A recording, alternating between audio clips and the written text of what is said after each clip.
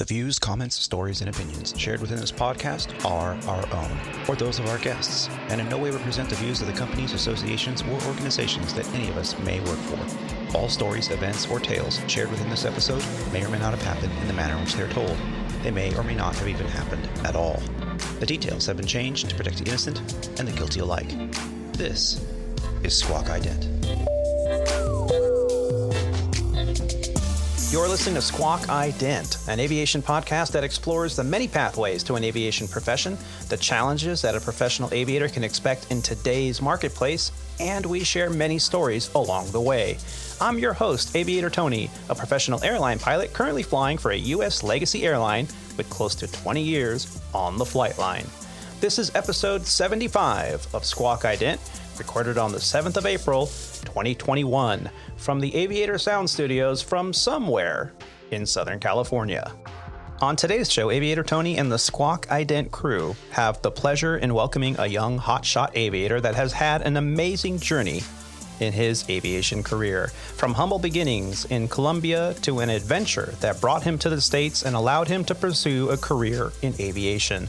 His story is sure to inspire as we explore his adventure in navigating his way to an airline we here on the show call Potato Jet. Before we get the show started, on behalf of all of us here at Squawk Ident, I wanted to give a very special thank you to Christy Wong for joining us on episode 74, A Warrior and a Pilot. She has impressed us all with how much she gives back to our aviation community. Her strength and leadership is inspiring.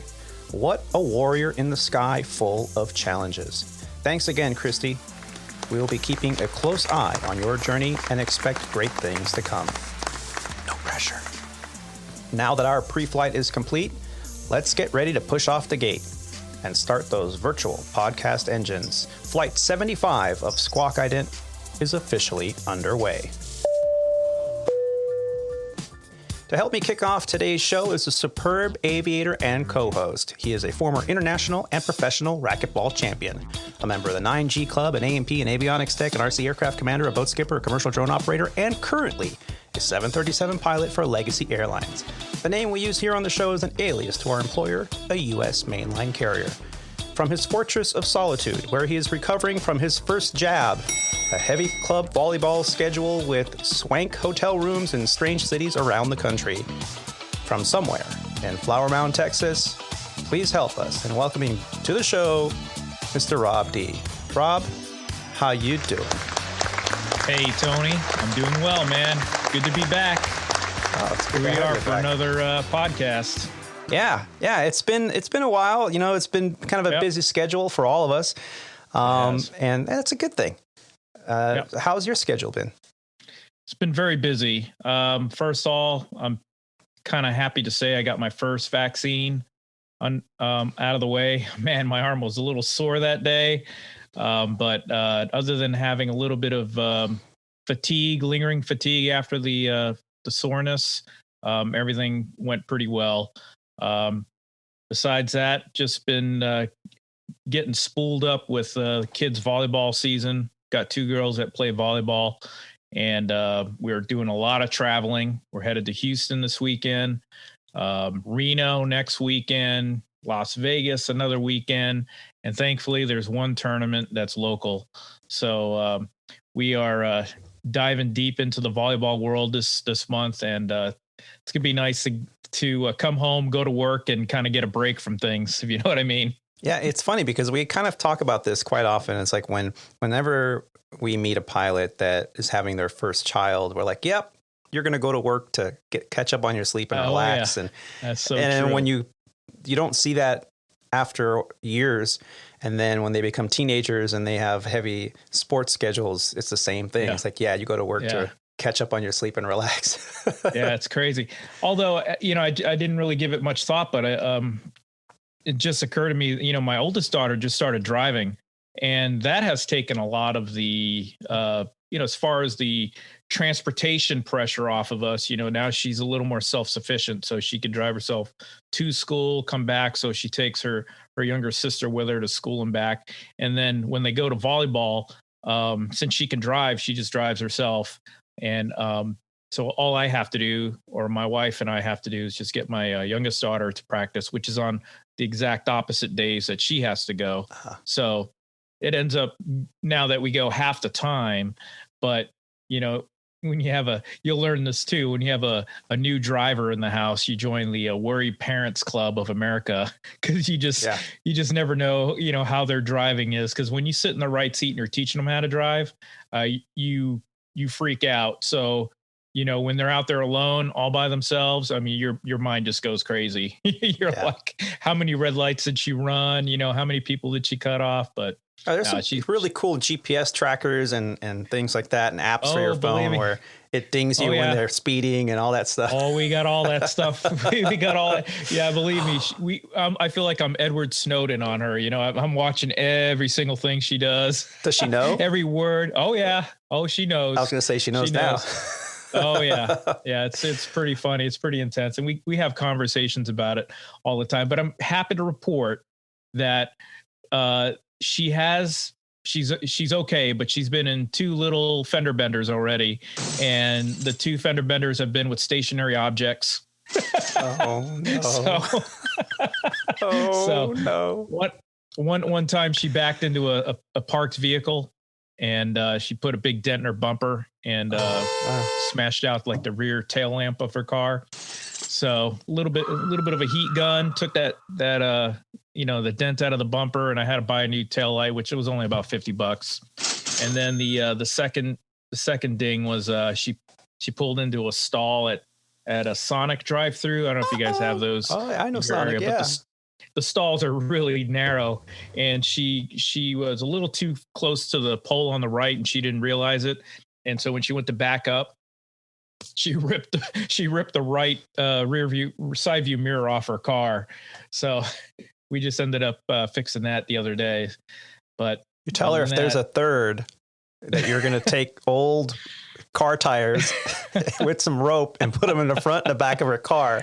That way, when she's driving around, everybody knows, stay away from this. Stay away from her, man. Get some Nerf bars, put it around her Jetta.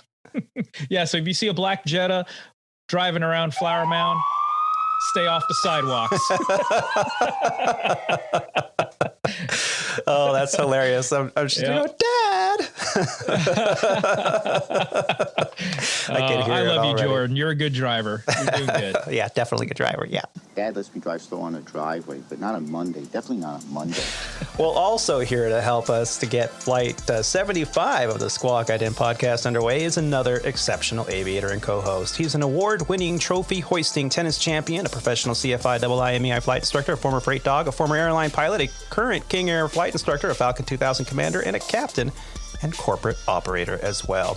He joins us from his oasis of chaos, where he is basking in a full week off that he has filled with recurrent training this week. From somewhere in San Diego, California, please help me in welcoming back to the show, Captain Roger. Roger, how you doing? I'm doing all right. As of about 10 seconds ago, I'm wondering in what world you think that a week off is considered a week off when it's filled with training. Well, you had nothing but like one day off a week, and you've been filling those one day off a week with joining us on the podcast, and we're very appreciative. We love you. We love having you on the show. Well, thank you.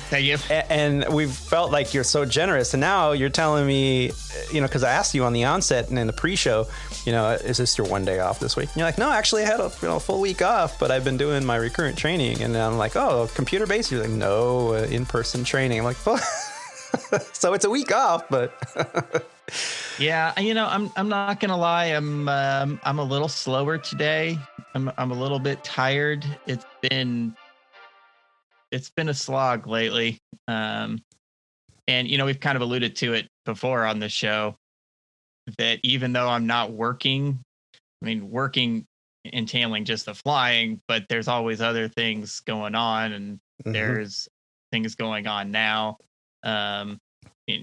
Specifically for us, good or bad, we have, with the growth of airplanes comes the growth of fuel tanks, and with the growth of fuel tanks comes longer trips, and so we've got actually a couple transoceanic flights that are coming up, and so, wow. so I'm trying to wade through the through the mess that's turning into. So, yeah, a week off, it's all relative. Yeah. And for those listeners out there that maybe are thinking about what direction to go in the future, maybe they're, working building time and they're like, airline or corporate or private.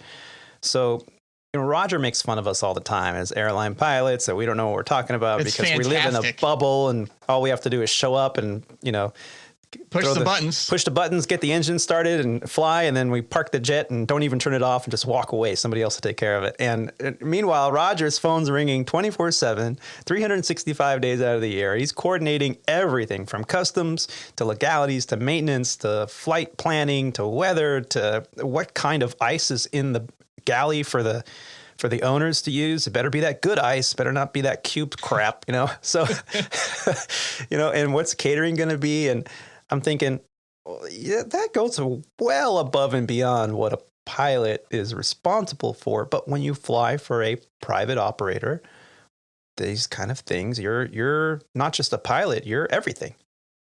Yep.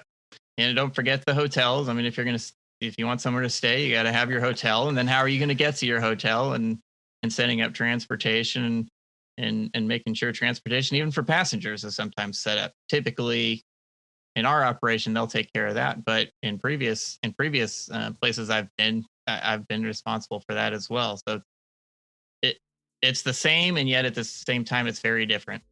Yeah. Well, thank you for joining us again today and spending your time with us. We do appreciate it. Well, what do you say we get this show on the road? Now that our pre-flight is complete, let's get ready to push off the gate and start those virtual podcast engines. Flight 75 of the Squawk Ident podcast is officially underway. We are also so excited to have our next guest on the show. He is joining us from a layover in the city of Santiago in the Dominican Republic. He is currently an Airbus A320 family pilot with an airline we here on the show call Potato Jet. From the 4th floor of the Hodelpa Hotel in Santiago, please help me in welcoming to the show, Mr. Juan Sossa. Juan, how the heck you doing, bro? Hey, thank you for having me, Tony. What's going on? Hey, not much. I was so excited because, I've made a list. I started really producing this podcast almost 2 years ago. And part of that was I made a list of people that I know that I thought would be great for the show. And on that list, you were up there. And just, how things go, I started interviewing people from people that I'm flying with currently. I started getting co-hosts and I keep rewriting this list. And finally it's like, that's it.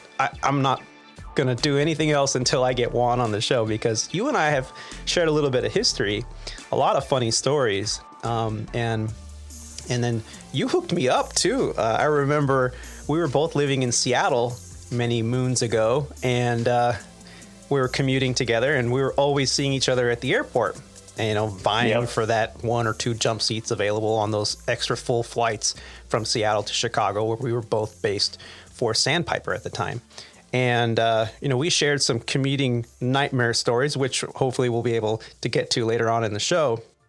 But at one point you're like, hey man, I just bought a TV. you want my old one? And we're like, okay, cool. I think we met up in the airport parking lot or something like that. Yes. It was so cool. I was like, yeah, I got a TV. Cause poor FOs we're both struggling. And, but I never forgot that. And I just, again, thank you, for hooking us up. I had that for years. So I really was looking forward to having you on the show and to get your perspective coming from an airline that we have not had anyone on the show yet from. We call it Potato Jet. There's a little inside joke on that. Of course, we don't use real names of our current employers to protect ourselves, as the disclaimer at the beginning of the show mentions. But what have you been up to? Tony, it's been great. So far, things are looking okay. Through this pandemic, I've been able to get a lot of time off, luckily, and spend time with my family and my daughter, my 2-year-old daughter. So it's been fun getting to see her grow and just, kind of starting to get back in the saddle. Things are picking up right now. Matter of fact, these flights that I've been doing lately, I've been just full. So things are starting to shape up. And so we'll see. Things are, moving in the right direction.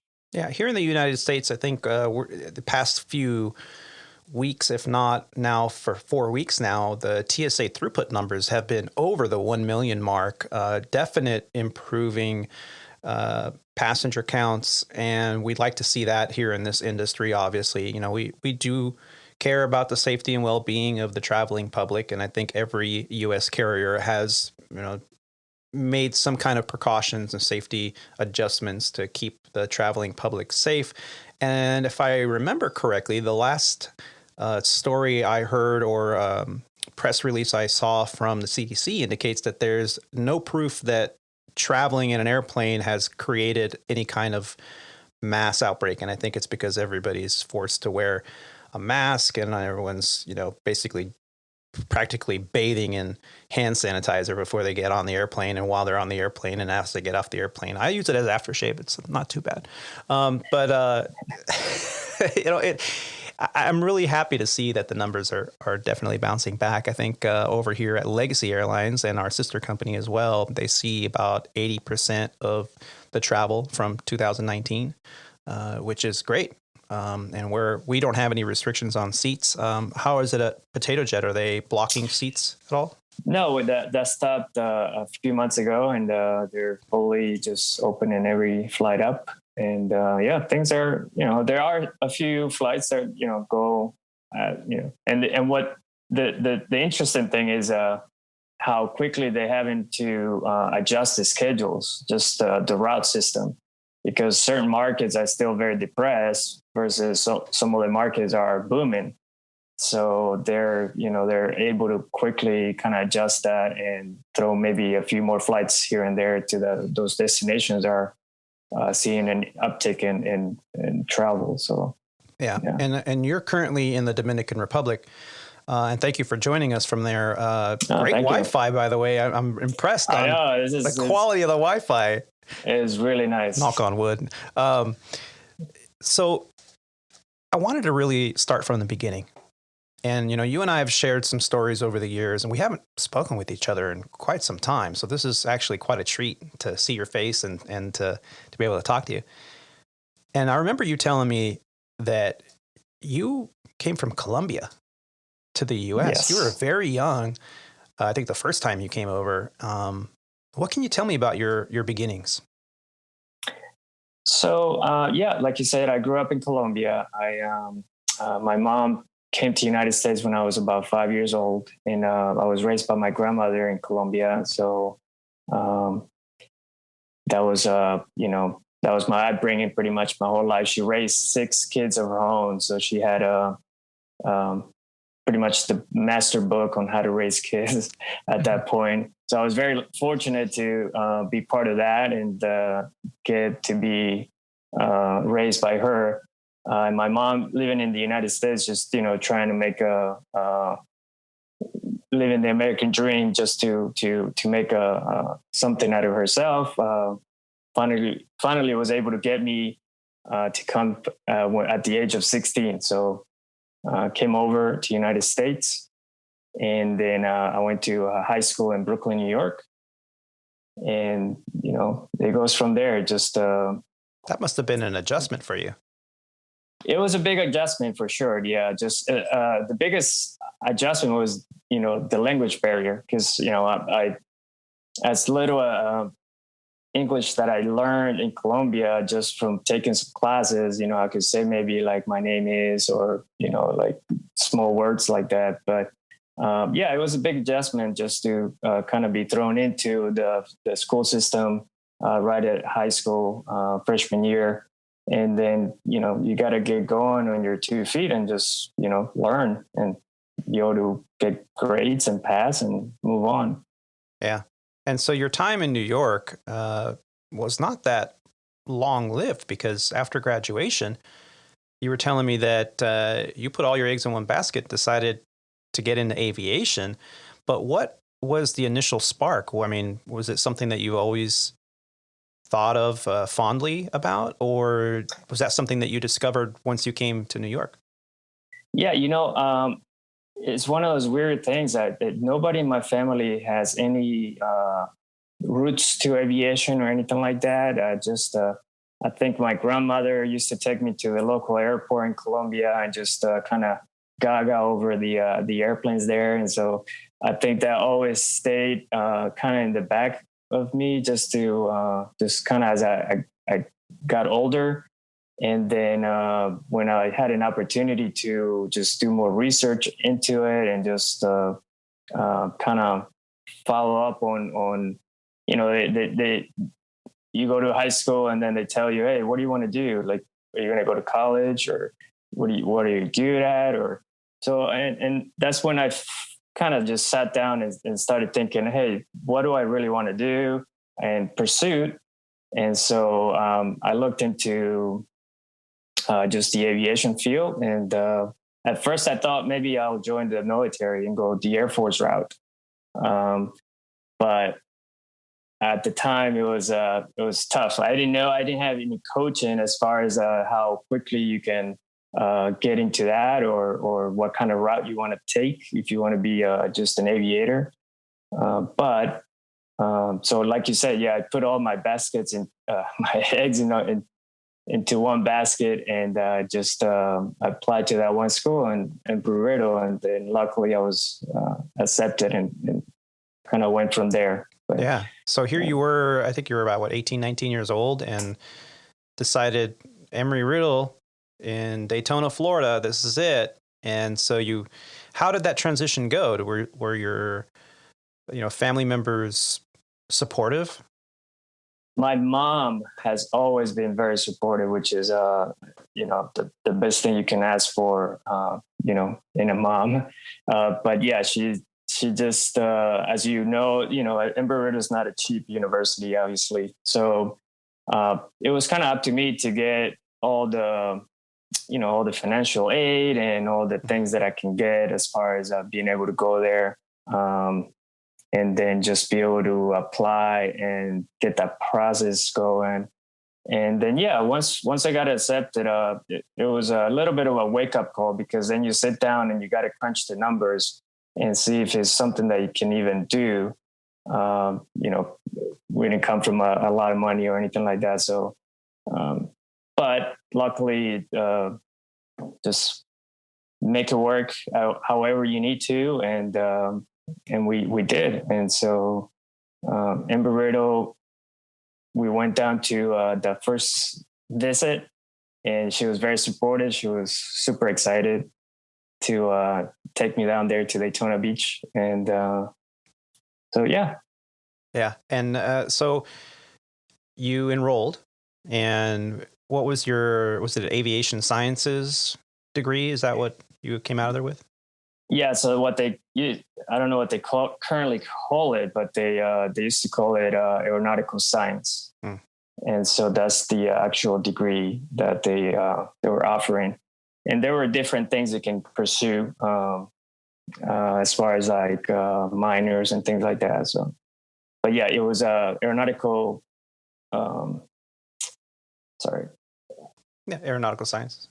Yeah, aeronautical science. Yeah. And you were mentioning to me in our previous conversation that here you were, hitting the books really hard and pushing forward to get your flight training completed on time, and you ended up meeting a girl. Yeah. So that's a couple of years into the story.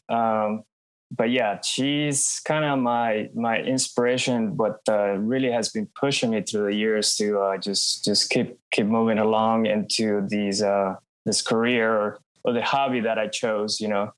However we like to say is a hobby, but it does pay the bills. So, but yeah, she was my wife. Currently, my wife I met. She was also an Embry-Riddle grad. At the time, she was going there for aviation management. Mm-hmm. And luckily, we crossed paths at a car club, which is kind of interesting. Embry-Riddle is not known for being a lot of women, I guess, in the yeah, we've all seen university. That famous photo of like 50 guys in a hot tub going, "Oh, Embry-Riddle class of 2000." Exactly, and then you go to a car club, and you don't expect to see even, you don't expect to see any women there also, but she was part of the car club. And we just, Now, this is very interesting to me because I'm a car guy. Anybody that's like been following the show knows I come from a background. My dad was an auto repair mechanic and owned his own auto shop. So guess who was there turning wrenches at a very young age? What kind of car? So there were 2 car clubs in at the university, and the one was a muscle car club, and then the other one was an import car club. And the name of it was called SCIC, Sport Car Import Car Club. And so it was that one. We just I had a Mitsubishi Eclipse at the time, turbo, and she had this. She was more into the graphics of the car and sound system. So she had a Toyota Camry with a big wing. And at the time, 18-inch wheels were a pretty good size for a car. So she had 18-inch rims on the Toyota Camry. Nice. And so it was great. We had a great time at the club, and we just met lots of good people through that and made a big connection, obviously, that paid off in the end. Yeah. Yeah, that's amazing. I did not know that detail about you. That's really cool. Yeah. So you have a couple things in common, which, you've got a passion for aviation and a passion for, cars, which, hey, you got 2 out of, out of the lot already in common. So I can see how that worked out nicely. And you ended up graduating from Embry-Riddle in, I think it was 2004, and you guys ended up moving to Atlanta. What sparked that decision? Well, again, my wife at the time when she wasn't my wife, but she was a semester ahead of me, and she was offered an opportunity to move to Atlanta for this job at an aviation insurance company. Ah. And she was one of the lucky participants that was able to go into this job field. And so right out of the bat, just graduated, and then literally just not even a month later, starting work in Atlanta. I still had one more semester to go, and then I moved shortly thereafter. Once I graduated in Embry-Riddle, I moved up to Atlanta to continue chasing her. Yeah, and you were telling me at the time you didn't have your flight instructor ratings. Was that a challenge to get? Yeah, it was a financial challenge to get at Embry-Riddle. In general, it's fairly expensive to get, and it did come with some string attached to it, just as far as whether you're going to be able to use it there or not. So at the time, I think it would have been just a substantial investment to be able to get your CFI there, and then hopefully get a job to get some time. Yeah. So I did not get my CFI there. So I did as much as I could there. I got my private, instrument, commercial, multi, and then I did a minor in air traffic control at the school. Was that ever on the radar, pun intended, for a pun future intended, career? Yes. It actually came down my first year at Sandpiper. I was a little frustrated with the pay, as a lot of our previous regional pilot or current regional pilots can attest. It's a tough gig on that paycheck that first year. So yeah, I considered it, but I think at the time it was just a little too late. Just how it all panned out and time wise, it just wasn't going to work out. Yeah. So you told me you took some time off when you were in Atlanta because, of course, the expense of getting more ratings and whatnot. And you ended up working in another field for a while until your wife said, hey, you need to get back into this. You need to finish this, which is wonderful because there's a lot of instability in aviation, as anyone who's been around for a while knows. It's a very cyclical industry. And having a partner that saw through that and saw the value of finishing and pursuing a career really does make a big difference. How did that all come about that you got back into the throes of getting the rest of your ratings to pursue your career? Yeah, so like you said, it really does help having somebody just push you sometimes. I'm a fairly motivated guy, but sometimes you can get complacent along the way, and I think she saw that we had a life now in Atlanta, and obviously where we met, it was Embry-Riddle, and she knew my plans that I wanted to be a pilot and fly big airplanes eventually and all that. So she probably saw that I just needed to get back into it, really just push for it. Yeah. So I decided to, as I was working on at the hotel industry as my main job. I went to a local school in the PDK in Atlanta, and I talked to them to see what I can do to start my CFI. I had already taken a few lessons in the CFI field. I mean, in the CFI course, but never followed through with that because of financial reasons. But so, anyways, got involved or got enrolled in the program, and then started flying with them, and was able to complete it fairly quickly.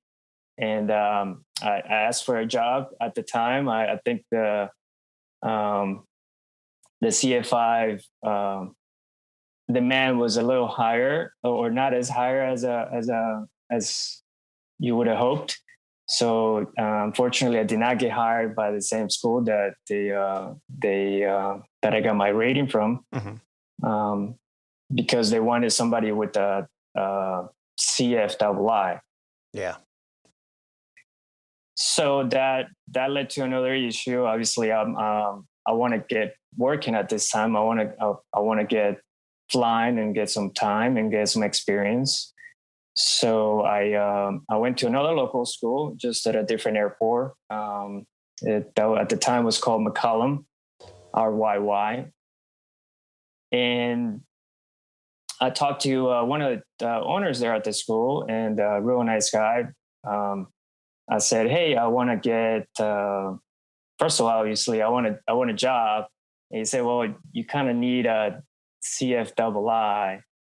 Because at this time is kind of what we need. We need somebody that can teach some instrument stuff. And so I said, okay, how about if I do my MEI and my II at the same time?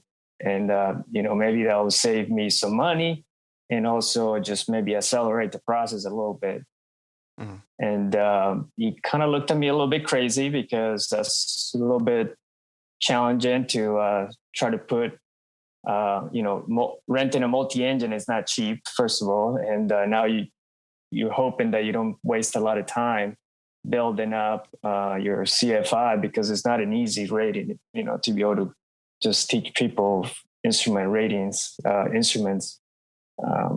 So anyways, he said, I'm on board if you are. And that's kind of what led to that. And I was able to get through the course fairly quick as well, with a great instructor at the time. And then once I finished, he offered me the job, and then I got my first gig there, working as an instructor at the local flight school. Would you recommend doing that to someone else that may be going, hey, I heard you got your CFI or double I and your MEI at the same time. Was that something that you come to see as a positive thing that you did to save some money, or was that so challenging that you wouldn't recommend it? I think obviously at the hands of a good instructor that can lead you through the process, I think is very doable. I wouldn't personally recommend it because it's not sort of the typical way to do it. Yeah. But in retrospect, I mean, if you're going to be getting your MEI, you will be doing a lot of instrument approaches too, which is kind of the basis of your CF double I. Yeah. Mm-hmm. So yeah, I think it's very doable, but I think I would consider the instructor who I'm putting my. Well, you're putting all your big. Oh, there's another flight hour build. Wait.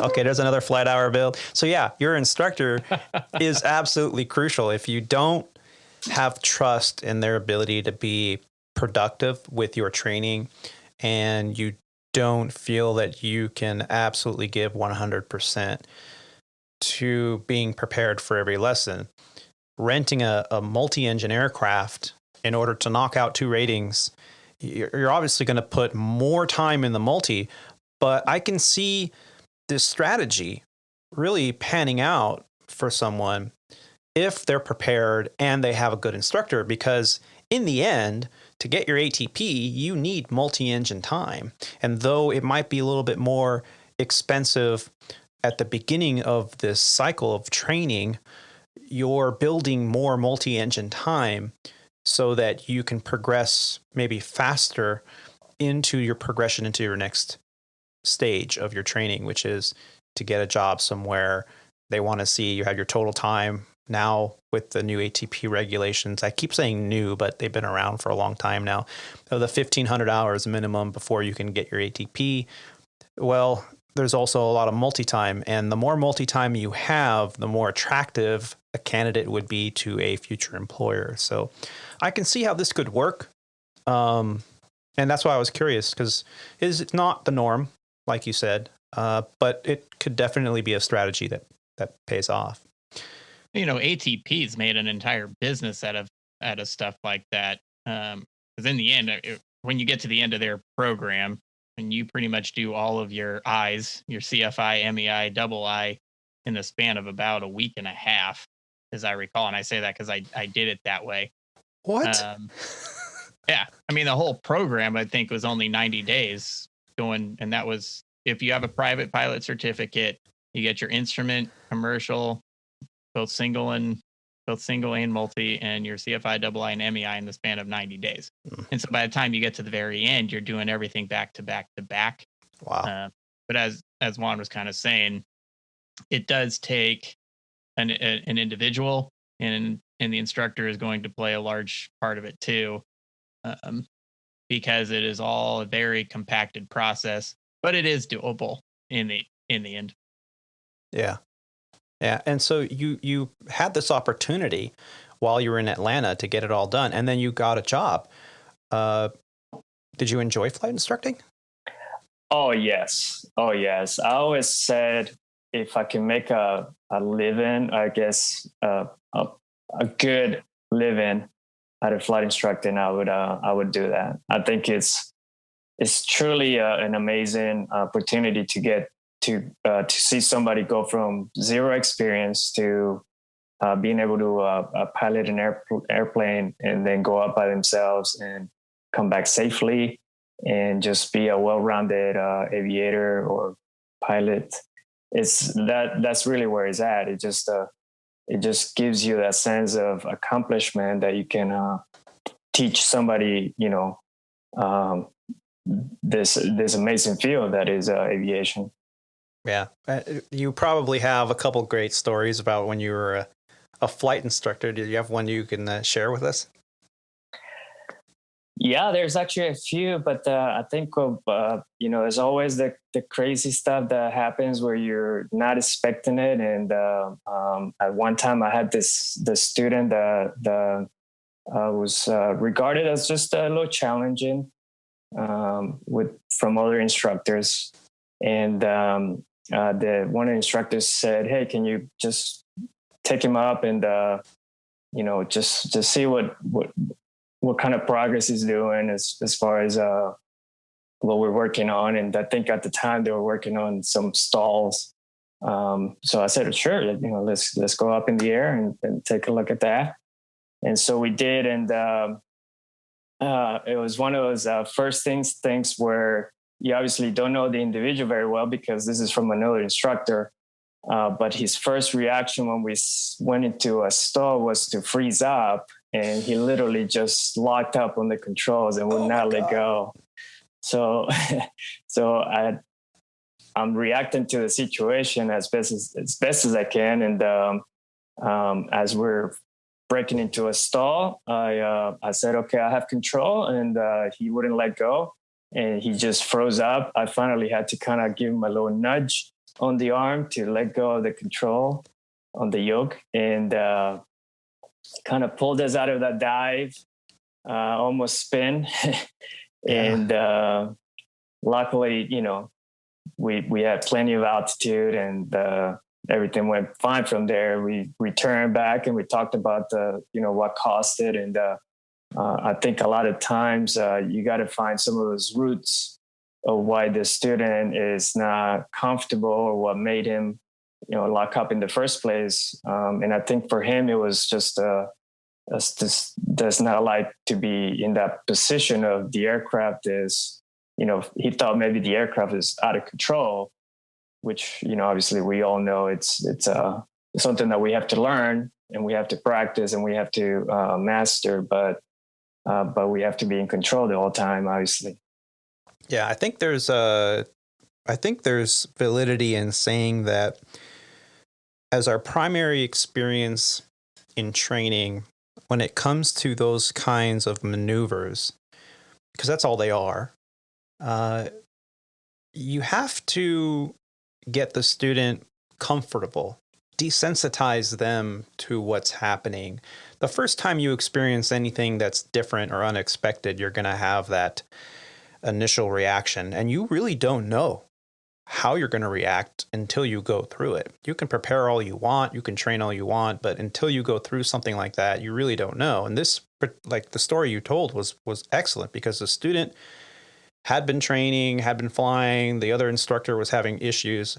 You went up with them. You said I had to nudge them in the arm, but I'm sure that meant, give them a good Charlie horse or punch them pretty hard.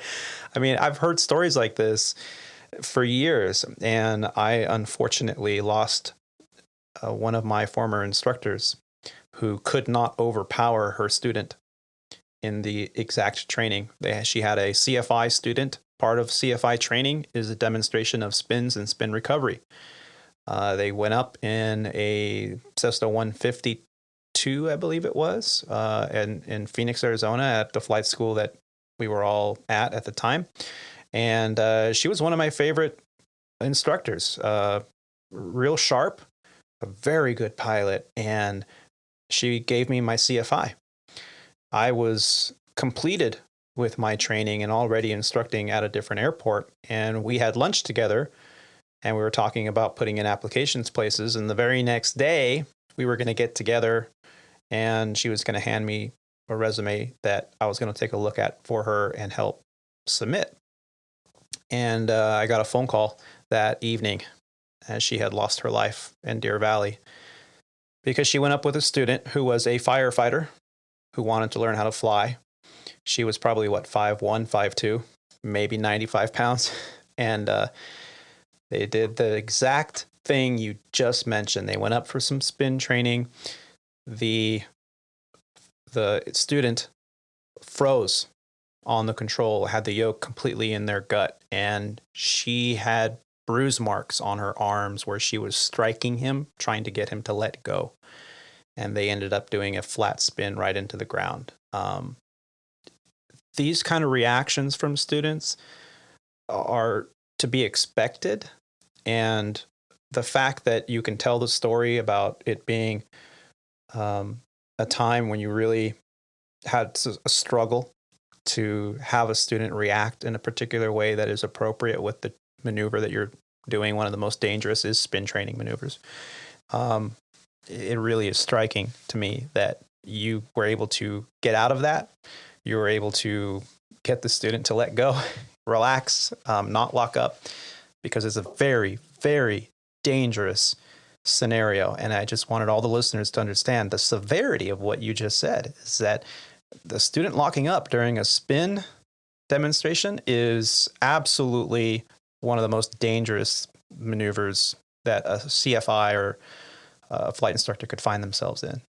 And, we've talked about, you hit them in the arm or you hit them in the leg, or I've always been told just cover their eyes, because when you cover somebody's eyes, the first thing they do is try to remove your hand from their eyes. And that means they let go of the controls. There's so many different techniques out there, but thank God you're okay. That's a crazy event. Rob and Roger, have you guys ever had an experience like that? I have. I think I talked about it in an earlier podcast, but yeah, I had a student that he froze up on landings. He would get about 10, 15 feet above the runway.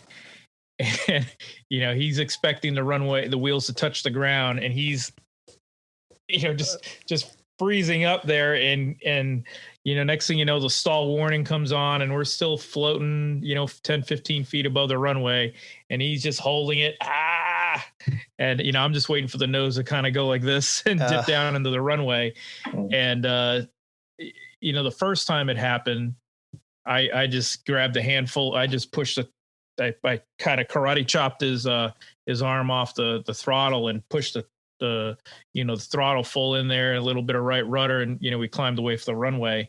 And then that kind of I was on edge after that, but we got the plane on the ground. But that happened low to the ground, and had to think quickly, because I could see I don't think we would have died, but it definitely would have been a broken airplane and a lot of paperwork. So yeah, and sometimes that scenario can lead to some major porpoising. Yeah, and bent definitely propeller blades. Definitely. Yeah. Oh, totally. And a broken engine. Yeah, for sure. Roger, have you had any near misses there? Well, fortunately, I don't remember any near misses. Looking back on my flight instructing, a lot of the stuff that I did was actually instrument stuff. Yeah. Which could be why I actually enjoy instruments maybe more than most people. And maybe that's why it was just kind of the way things went with me and a bunch of double I students. Yeah. There's been some times students freeze up sometimes. Fortunately, I can say that I've never actually had to physically pull somebody off of the controls or karate chop somebody off the controls or pull a yoke into anyone's belly. So I guess I've been fortunate in that regard. Yeah, for sure. And for those listeners out there, Roger is having some major reconstruction going on here in his abode. I've been keeping the microphone muted because there's a lot of grinding going on right on the other side of the wall there. Yeah, new bathroom going in, professionally installed remodel of his main bathroom, and it's right on the other side of the wall from his studio. So that don't mind me. Yeah, pleasures of podcasting, but we do appreciate you today joining us regardless of all the noise. Let's continue on with your journey right after the break.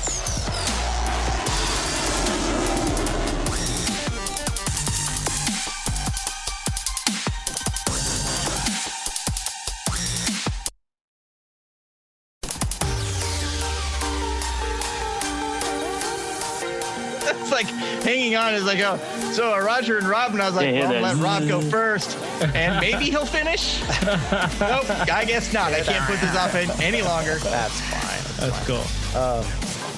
It adds flavor.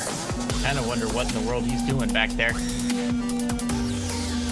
Sounds like he's got a heavy-duty sander going or It's something. a grinder, Oh, yeah. sander, or something.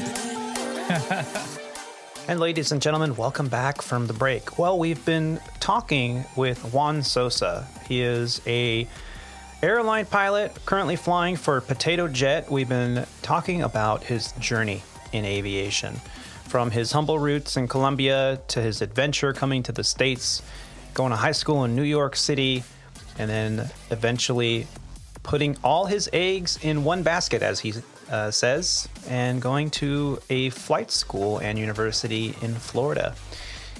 He then got his CFI and II and MEI and started flight instructoring. We were just talking about some of the challenges with flight instructing, and especially in this day and age. But his story doesn't end there. He went on to fly for an airline that we both flew at the same time. That's actually where we met. How did that process work for you, Juan? Did you just kind of apply when you finally had enough hours and you felt ready to go? And was it the only airline you applied to? It certainly felt a little bit like that, where I was counting the hours, every multi-engine hour that I was instructing. I was making sure it was written in my logbook and updating all the apps out there. But a little bit of that, and a little bit of also a friend of mine, my best friend at the currently, is also was a pilot for them. He was hired there maybe a year and a half ahead of the time when I got hired, and then so he was kind of encouraging me to apply and to get my application up and upload it to the system and get all the flight time that I could to make me more competitive. Yeah. At the time, I think at the time the minimums were about 600 hours total, 100 hours of multi-engine. And I certainly had that, but I wanted to be a little more competitive as far as, to get my foot in the door. Right. But yeah. Yeah. And, we've kind of had these discussions before about min time and experience, and just because you're at the minimum time to put in an application doesn't mean you're going to have your application seen. You've got to look at so many factors, like all the little extra bullet points and bubbles on the resume that really help you stand out on top of your flight time. What do you think really propelled you in the application process to get the phone call and say, come on in for an interview? I think ultimately it's a little bit of luck and a little bit of having somebody put a good word for you. Much of this field, and I think it started pretty much the same way. It was if you know somebody that's a good pilot and you want to recommend, then that's what you do. Is you try to help out your friends, your fellow aviators, and your fellow person that you're trying to help get in the door. And I think it was a little bit of that, just my friend putting in a good word, and then just having the right amount of time at the time. And, just got the lucky email saying, hey, come for an interview. And then, just because you get that email doesn't mean that you got the job, obviously. So you still got a long ways to go from there. You got to get prepared for the interview, and you have to, make yourself as what would you say, as presentable, or presentable, hireable as you can, because you're not the only one competing for that job, obviously. So and much of this industry is very cyclical. So there's been times where there's airlines can be very choosy with who they can pick, and sometimes there's been times where they need a lot of pilots, so they can be less picky. So, but yeah. Yeah. So we mentioned how you got hired on at Sandpiper. After your time in Atlanta, your wife was able to move yet again. I know you guys moved around quite a bit, and you ended up landing in Seattle in 2006. And were you flight instructing in Seattle when you were there? Yes, I did about 6 months of flight instructing. My wife got an opportunity to move there, and I said, let's do it. Luckily, flight instructing, you can kind of take that trade and move around the country if you can, if there's enough jobs out there, obviously. So I got lucky. I was able to get a job pretty quickly when I landed in Seattle. Mm-hmm. And I was able to just pick right up a bunch of students that I know instructor had just left to go to the regionals. So I got pretty busy right off the bat. And which is great because, that's what you want. You want to build more time, and obviously you want to get paid and build more experience. And we maybe 6 months down the road, that's when I got hired by Sandpiper. Yeah. And the funny thing is, our stories are a little similar in a sense that, I too moved around quite a bit with my previous career, from Northern Cal to Southern Cal to Albuquerque to Phoenix, and then finally up to Seattle. And I moved up there, I think, in 2007. I was hired at Sandpiper in the late 2006, again, because Rob, who was the flight instructor at the school I was eventually going to teach at, he's the one that recommended I apply there. And when I got the job, as we mentioned before on the podcast, he was on his way out the day I was on my way in. And I, like you, got a lot of his students that were currently in the middle of their training. And the timing was everything. The flight students were growing. The school grew exponentially. We had to hire people. That's how I met Roger. He's one of our flight instructors there. And the community and the flight school grew really exponentially. We ended up even moving buildings to get a bigger building. And what eventually happened was like you, I could have went to Sandpiper, like you said, 600 hours and 100 multi. I waited till I had close to 1,500 hours simply because I was having a great time flight instructing. I have a passion for it. I really enjoy seeing the students grow, and some of my teachings and my techniques and the way I do things that were working. It was always a pleasure to see them working on other people. And I had a great group of fellow flight instructors out there, present company included, Captain. So when I finally went to Sandpiper, we had a decision to make as a family, and we ended up eventually ending up in Seattle, which is where you and I met. I believe we met at a gate.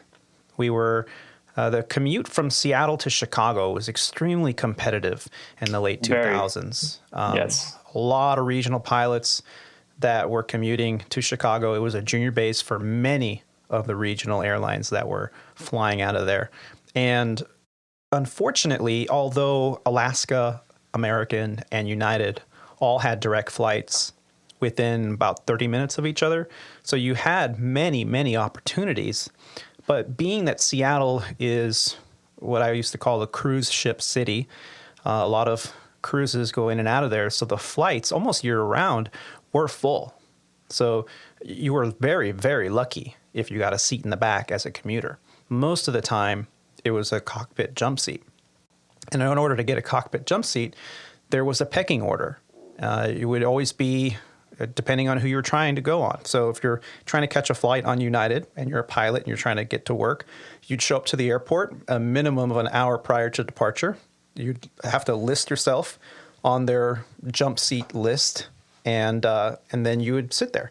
And the priority would be their own carrier, so a United pilot would go first, and then one of their wholly owned or one of their partner regionals would be second on the priority list, and then every other airline was below that. So they had like a priority 3 or whatever they called it. So it was all about first come, first serve. So the goal was to be the first in line as soon as the gate agent showed up to get on that jump seat. And if it was a 7.5 or a 7.6 from United, they only had one jump seat on a lot of those airplanes, or a 7.3 with one jump seat, then that was it. They only had room for one extra pilot. And there were many a day where there were 4 or 5 pilots all in line waiting to try to catch a ride to go to work. So you had to prepare, and you had to show up and give yourself 2 or 3 or even 4 options just to get to work. And some people would even go in a day early because of the horrible commute, especially if the weather was bad. And that's where we met. We met in line one day, and we both had the same uniform on. It's like, oh, where are you going? Chicago? Oh, yeah. And we became friends. It was pretty cool. I think one month we were on every single commute together. Yeah. So, and there were some horror stories associated with that scenario as well. And I can remember a time when I had an absolute horror story. I've talked about it before in the show with the commuting, and another airline pilot was very, let's just say, rude to me. And I'll have to go back and try to find which episode I discussed it. I don't want to butcher that story, but and when I got to Chicago, I was sitting there in the crew room, and you were there. You had commuted in on an earlier flight, and I was like, I don't know. And my captain was like, what was that pilot's name? We're going to report her to the jump seat committee. And I'm like, I don't know. I didn't look at her badge. She just said some awful things and treated me poorly. That's all. I mean, no big deal. I still got here on time. I took the next flight. That's unacceptable. People can't be like that. And then you overheard the conversation, and I'll never forget. You were like, oh yeah, that's so-and-so. She pulls that shit all the time. Like she was famous as a trouble commuter. She sure did. Yeah. So that's how we met. And Sandpiper really was, I think, a good company to work for, especially as a first 121 operator. Did you have similar experiences, or did you see things differently? Oh no, I couldn't agree more. I had a blast. Flying for them, especially in the beginning when things were. It was a big regional. We had a lot of bases. Everybody was just great to fly with. There were the occasional bad apples that you just run into, I think, at every job or even every airline, but it wasn't too bad. So everybody got along really well, and we had some fun layovers, fun places that we flew to. Some very not fun places to fly to either in the winter that we did from Chicago, but. No, I had a great time.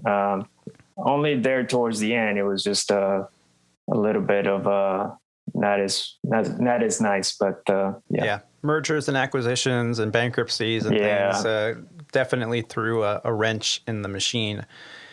But yeah, we both had a pretty good career there. Can you remember some of the highlights from your training? I know it's way different now. And I talked to pilots that are going through training at Sandpiper and some of the other regionals as well. And completely different atmosphere from what you and I had to endure going through initial training at a regional back in the late 2000s, where it was very, very militant and, look to your left, look to your right. One or both of those individuals or yourself is not going to make it through this course, and you're going to get fired. So study. Do you remember it the same way? I completely do. Yeah, it was it's a little bit of a shocker when I got to my current employer how how are they training? Not that it's bad training. It's just how we were trained before. It was just very much like your job was on the line all the time that we went for, even for recurrent. It was like, I believe they had the 3 strike, you were out, and they pretty much stuck to that game plan. They made you come in prepared and study, and they were some definitely difficult instructors that would make your time there a little bit more not so enjoyable. But that was the common thing with even just the line pilots that I would be flying with there. They're like, study up. You got training coming up next month. 3 months ahead, you should, study the blue book, and then 2 months ahead, study the red book, and then 1 month prior, go through all your profiles and limitations and have those like memorized, know every single thing on your EPC, the emergency procedures checklist, know all of it, not just the memorized stuff, because you want to go in there over-prepared and underwhelmed. And because that's where you get fired.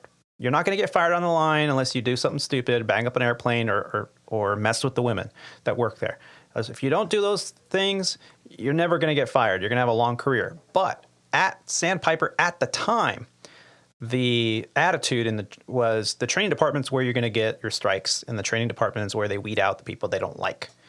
And I always thought that was a pretty awful thing and kind of biased way of looking at things. I've never really had a major problem. I've had a few trouble instructors that were very tough, made me a better pilot, I think.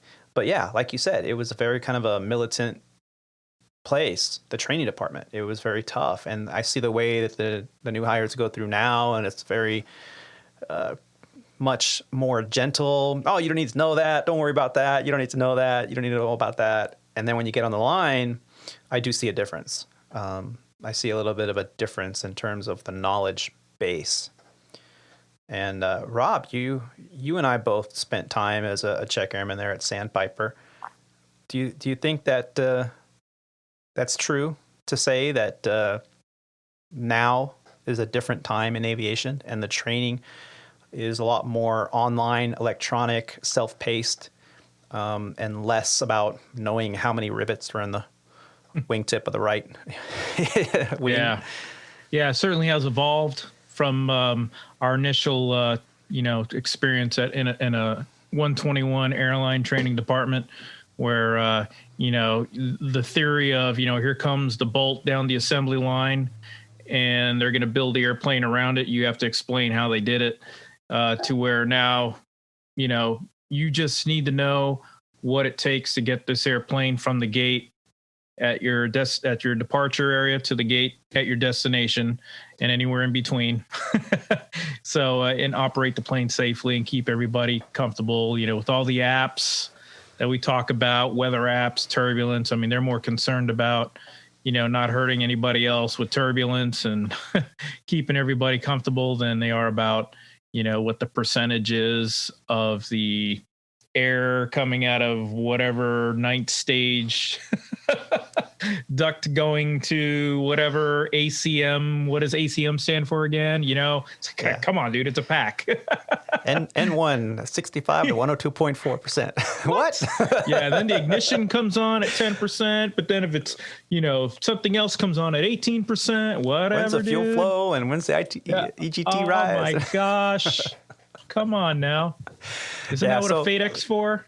And Juan, you mentioned that, so you spent your time in the training department there. You enjoyed it. It was a great company. But once you got to Potato Jet in 2015, and we'll talk about that, how you migrated over there and the decision behind that in a second. But once you got to Potato Jet, you said the training was completely different. It was a little bit of a shock value for you. Yeah, it definitely was. It seems like, you get feedback from previous people that have gone through it, and they kind of give you the 411 and what to expect, and they gouge, if you will, and so you kind of know what you're getting into. But once you're in it and you go through it, it was pretty just. There was nobody out there to get you. It wasn't a pressured training. It wasn't. It was more like, hey, look, we want you to know this stuff. If you need more time, we're gonna get you more time to do it, right? And so it was nothing like that. Like, it wasn't. They hire you for a reason. They want to keep you, and they showed. And so I think that was nice. As obviously somebody that's new to the airline, to that particular airline, that you want to not have the pressures that come with the training and learning new airplanes and things like that. So it was a much more relaxed pace than the previous build the airplane from inside out and outside in, and but a little more enjoyable. It made the time better.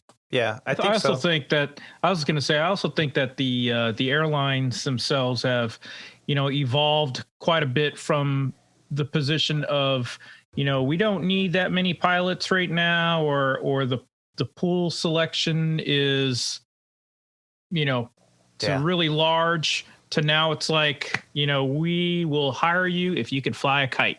We just need you to be able to smile and get past the frontline interview, and we'll teach you everything else along the way. Yeah. And So I think, and Roger, I wanted to get your 2 cents on this too, because I think in my experience, a large portion of the thought process behind making the regional or the initial cargo job tough for young pilots versus maybe the major or the mainline carriers is because once you get to a major mainline, you have to meet certain qualifications. And most of the time, those qualifications include previous 121 or 135 experience that include jet airplanes, bigger aircraft. And so when you're looking at those times, as Rob and Juan have mentioned, where the very cyclical nature of the business means that times are good, there's not that many pilots in the pool, we'll hire you if you have a pulse and as long as you're not a jerk, basically. At those times, things are a little bit better, but when there's plenty of pilots in the pool that they haven't hired for a while, they can be a little bit more picky. But the reason I think that those entry-level positions are tougher in the training department is because sometimes those pilots don't have the experience, and they're trying to weed out the people that just don't have the right mindset to be there. They want to be there for the thrill of the job, and it's just a transition, and they look at it as kind of like, well, I just have to do this to get to my next place. So by making it tough, they're like, well, then you're not going to make it through the program. Yeah, I mean, you guys had a different experience. I flew at ExpressJet. I had a different experience even there comparing a regional to a regional. It was not nearly as militant as you guys have made it out at Sandpiper. And so there's going to be some differences there as well.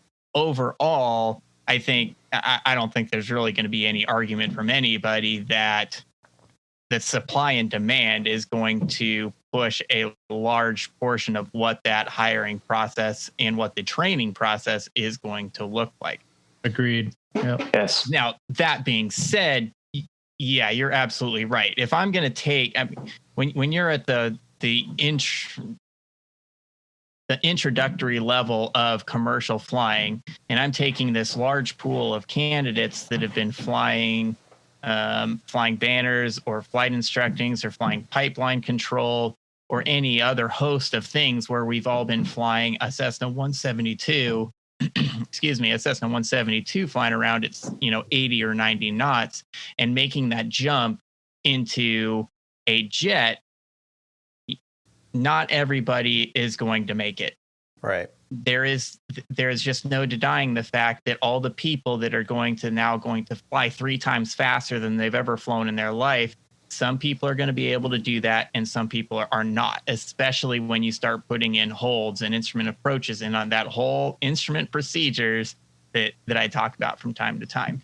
Then when you get to the regional airline and you've flown at a regional for 3 years, 5 years, 10 years, 20 years, or however long it is before you make it to the majors, now you're flying at the exact same altitude at the exact same speed. And in the end, let's face it, whether you're sitting up there in the front of an Embraer 145 or up there in the front of a 777, it all looks the same. And what's back behind you you have no idea how many people are sitting back there if you really think about it. Yeah. That psych picture from 37,000 feet in a 777 looks at Mach 8.0. It looks the same as an Embraer 145 at Mach 7.8 at 37,000 feet. And so they don't need to do that weeding process because everybody's already done it. Nothing, right. I mean, it's just some systems that are different, but not the actual speed and procedures, at least not to a very large degree. And if we could circle back, it all goes back to what Juan was saying on the initial onset of his flight instruction stories with someone who has never experienced a spin and now has to do it in training. their first exposure to it, how are they going to react? So you really need to be prepared for someone who's never gone through it before, versus if you have two flight instructors that have already gone through all the training and they're just kind of going up there to get recurrent or checked out or whatever, you can kind of sit back and just, fine tune the details. And I think it's the same when you're talking about employment for an airline. Is when you're starting out, you need to be prepared. A lot of these experiences are new. They do need to be a little bit more stringent because they have to weed out those that maybe are not as strong in their skill set and might need more training, or people that are just kind of in it with the wrong attitude. And I think attitude, we've said this almost every episode since the onset of this podcast, attitude is everything. Because if your instructors, your check airmen, your employers, your chief pilots, if they see that you have a good attitude and you just made a mistake or you just didn't get something right, the attitude is what's going to save you. If you try to cover it up and have a bad attitude about it and blame everybody else, you're not going to last long in this industry, period. That's one of the reasons why I kind of like the pipeline programs we have or that are developed. It shows, first of all, that the individual is really dedicated to the industry, because, you're going to spend a lot of money to go through, the educational process to get to where you're at, and then go through this pipeline program is a pretty big commitment. But I think also in the pipeline program, there's a chance of, that so-called weeding out process where,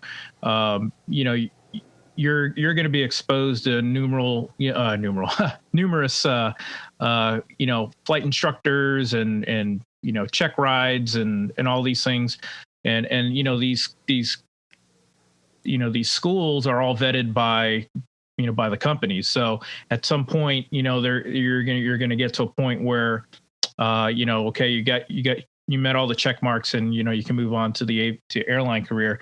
And I don't know. I think it kind of takes some of the guesswork in hiring, an individual right off the street or, right out of the military or something like that. Yeah. Yeah. And thank you, gentlemen, for sharing that with us. I think we're all kind of on the same page here, is that this career has a huge amount of responsibility associated with it. And with that, in the FARs, it does say that, to hold a commercial or ATP, that the individual must display professionalism. It's in there because it's written in blood, and it's in there for a reason. And, getting through those initial hurdles of training is important. Having the right attitude is important. And, if anyone listening can get anything out of this particular conversation, it's that having the right mindset, being able to, go through the initial training, the initial cycles. And I hate to use the word or the phrase pay your dues, because I really hate that phrase. But to a certain degree, I think that's what it all comes down to. You have to kind of get past that initial hurdle of it being new to you. And then once you've gone through that, then you become not only more marketable as a pilot because you've had that experience behind you, but I think it also helps you grow as an individual. Yeah, I agree. So, but let's get back to Juan. You ended up leaving Sandpiper, and when you told me that you were going to Potato Jet, the name we use here on the show as an alias to your current employer, I was very impressed that you went from a regional directly into a major. What sparked that decision for you?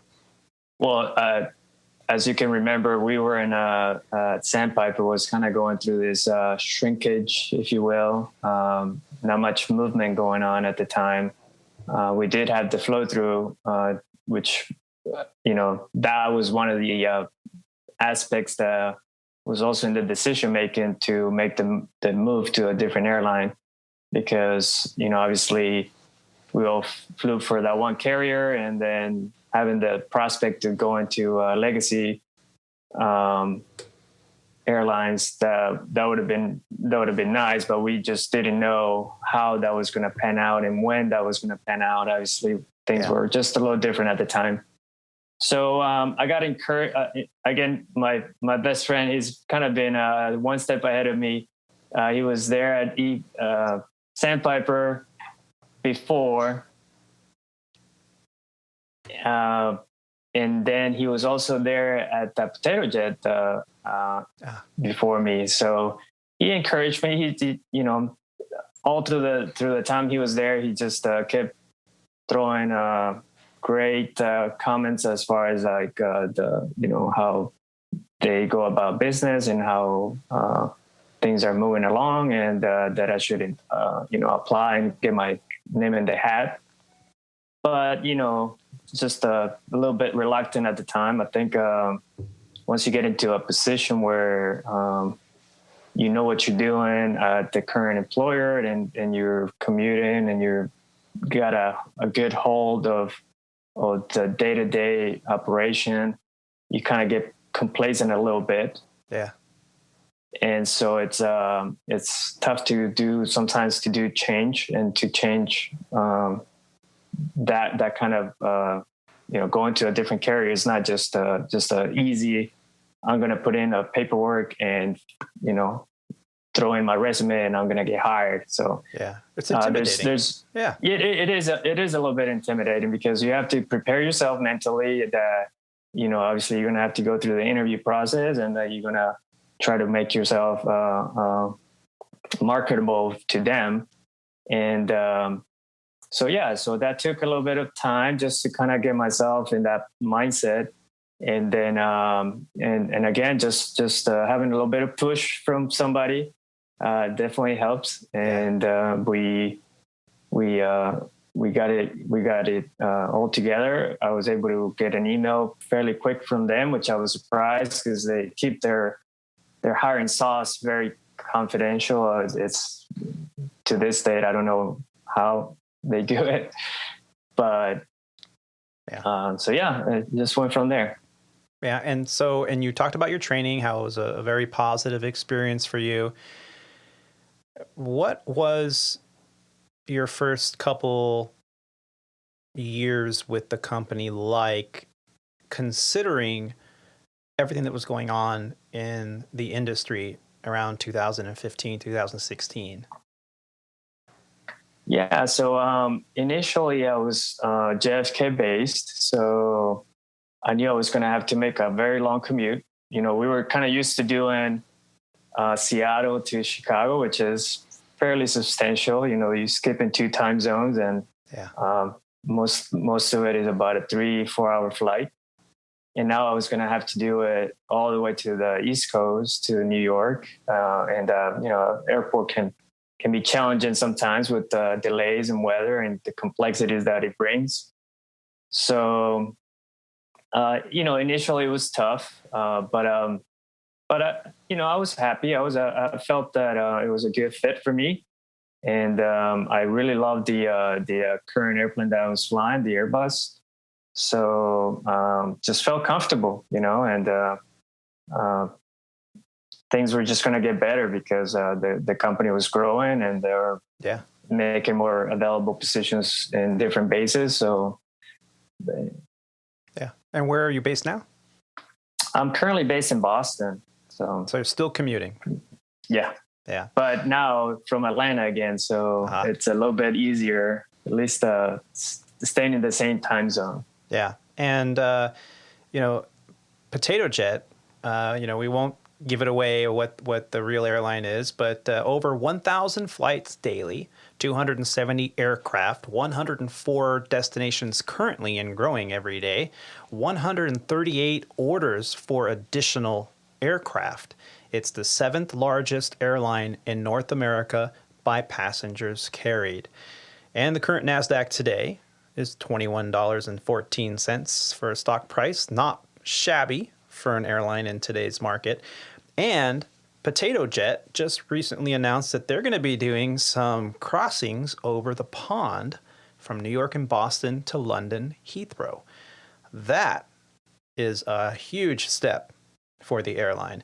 And my favorite article was one that was posted just about 22 hours ago that indicates that Potato Jet's going to have farm fresh foods served in coach on those flights. And is it because they own a potato farm? I don't know. but really, nice story. Nice to hear. A lot of respect for this airline in the community. And those that got in on the ground floor that had some stock shares given to them by the company when they went public have really made out like a banshee. You know, have you experienced these happy pilots?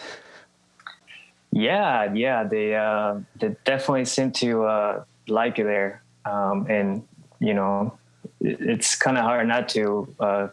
From growing from being just a very, very small airline to the size that it is right now, I mean, those guys are cloud nine.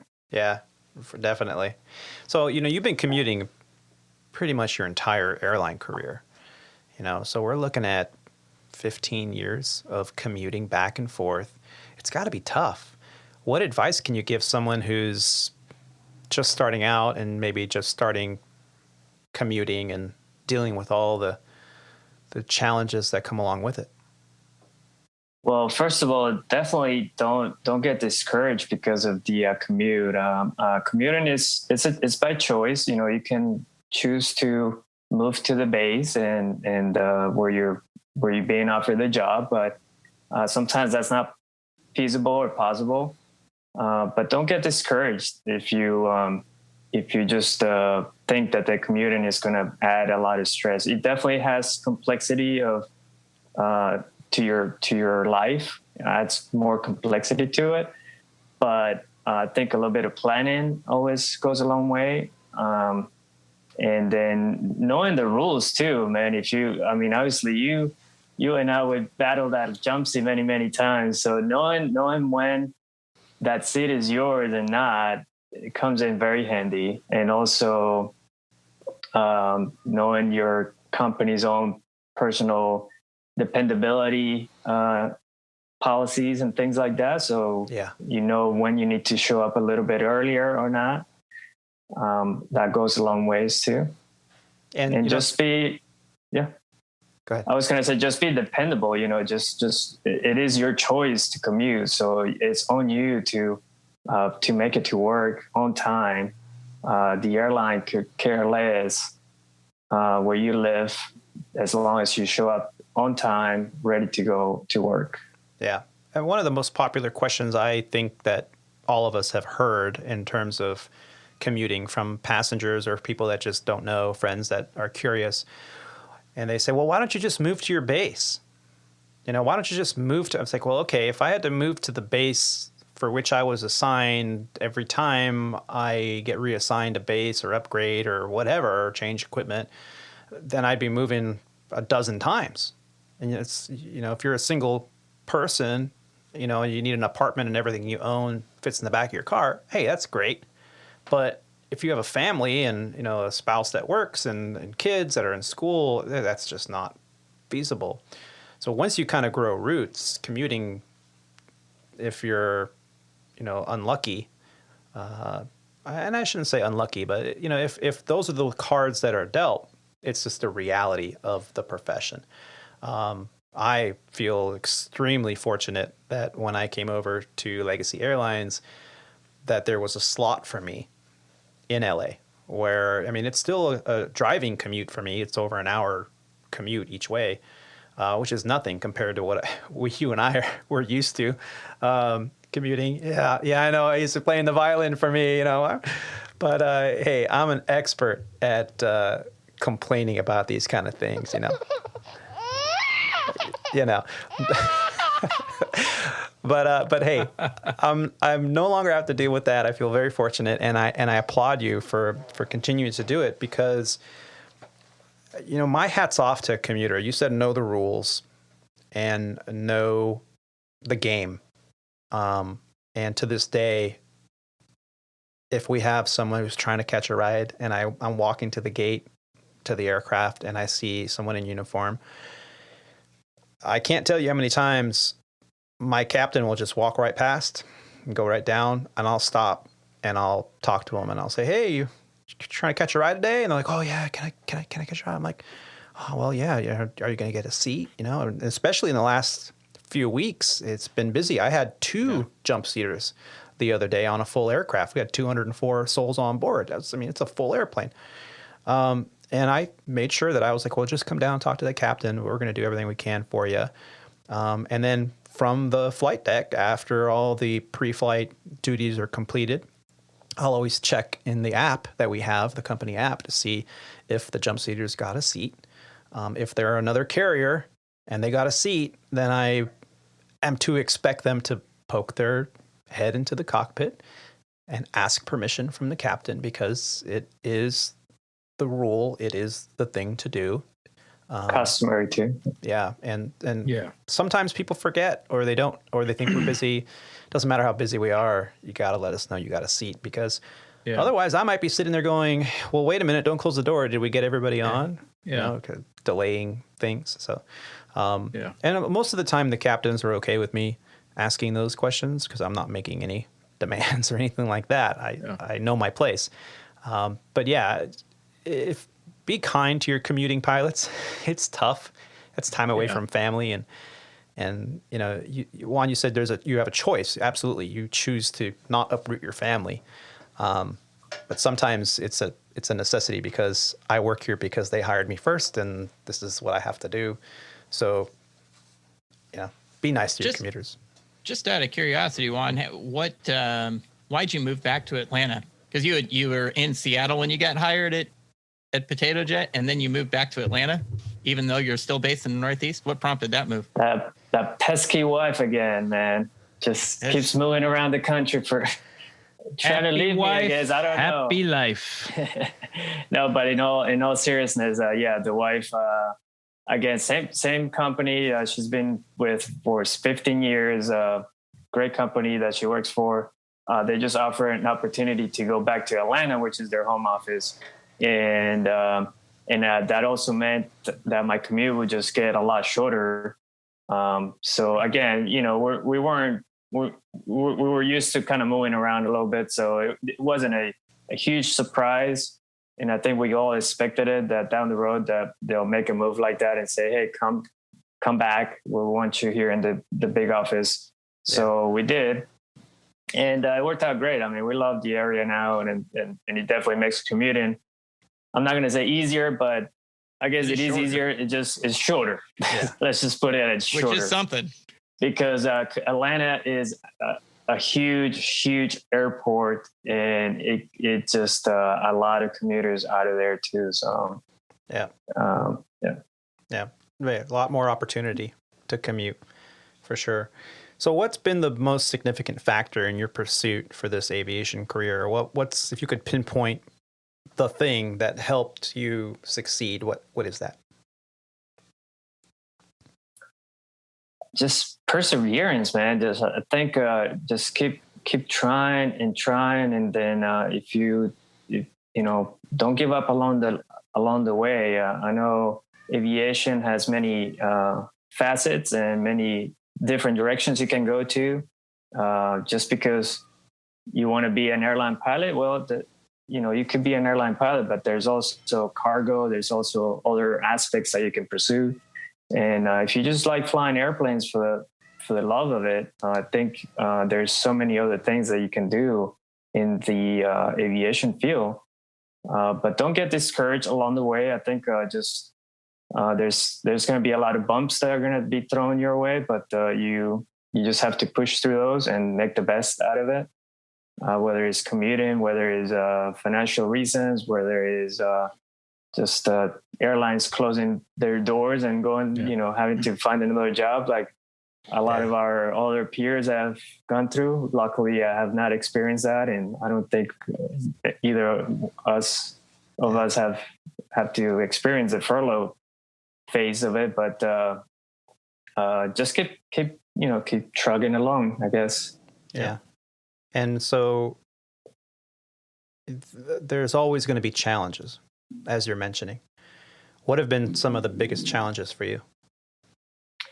That's a great question, man, because, there's obviously financial things that will come along the way, because it's not cheap to to get involved in this aviation field. But I think one of the biggest ones that I can also say is having a mentor, somebody that can actually help you kind of see the path along the way to get where you are.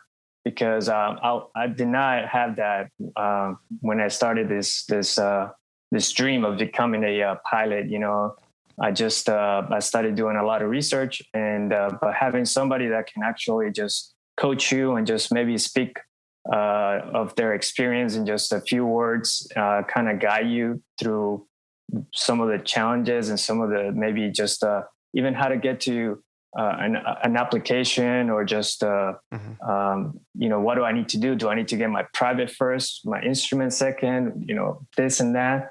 I think that having just somebody that can mentor you will be just super beneficial to somebody's career, or just getting into the aviation side of it.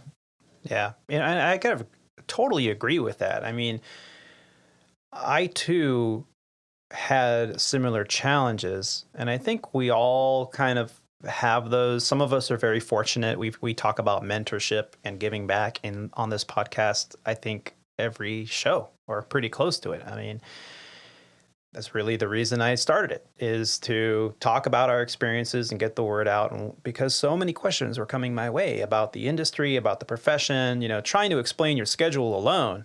You need a PhD to try to explain it to someone who doesn't, you know, understand or know the industry and how it works. Like, what do you mean? Is this your route? You know?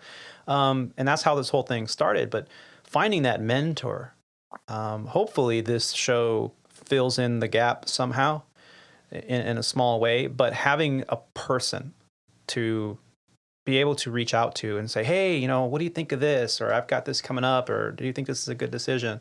Having somebody that you have in the back of your mind that you know that may be disappointed in you if you do something reckless or complacent, or you're slacking off in your training.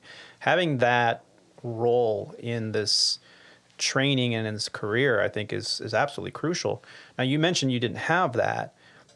But you've also mentioned that you've had a friend that you've kind of been following in your career progression. I can kind of say the same thing. He's one of our co-hosts sitting right there, Mr. Rob D, who I basically did the same thing. I kind of gave him a call and said, what do you think about this flight school? What do you think about this airline?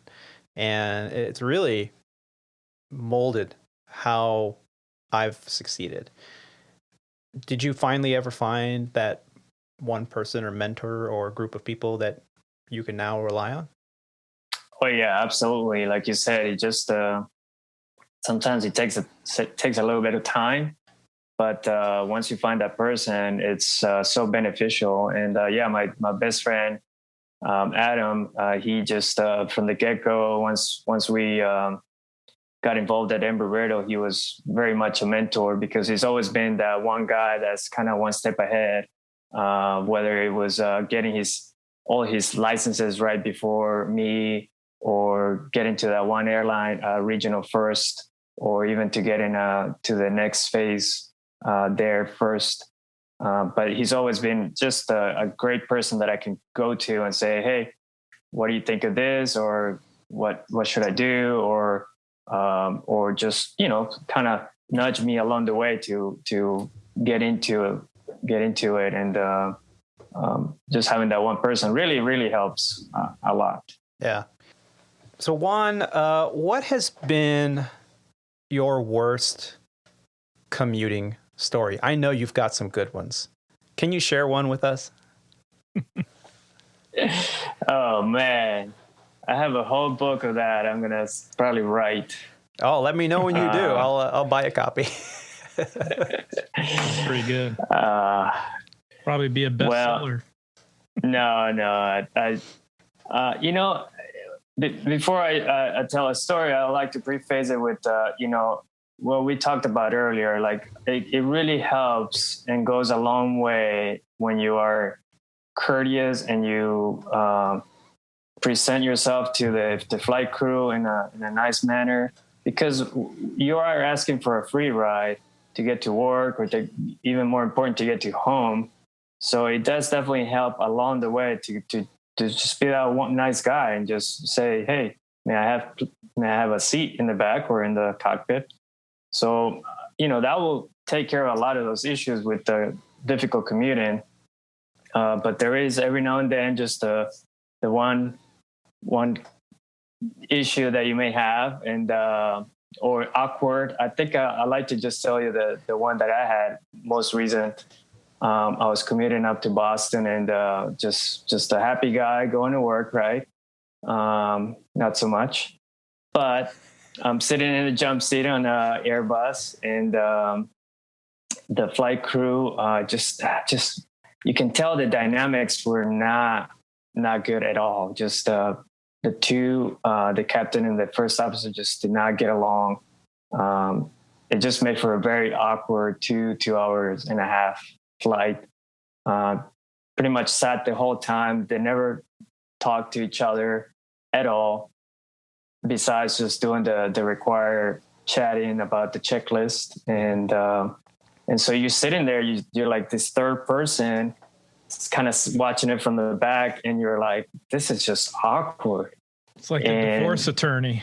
Yeah, you're just sitting there. You're like, do I say something? Do I kind of throw a little opener line, but you just felt that it was something must have gone not right along the way there, that they just kind of decided that they were just going to do their bare minimums of talking to each other. Mm-hmm.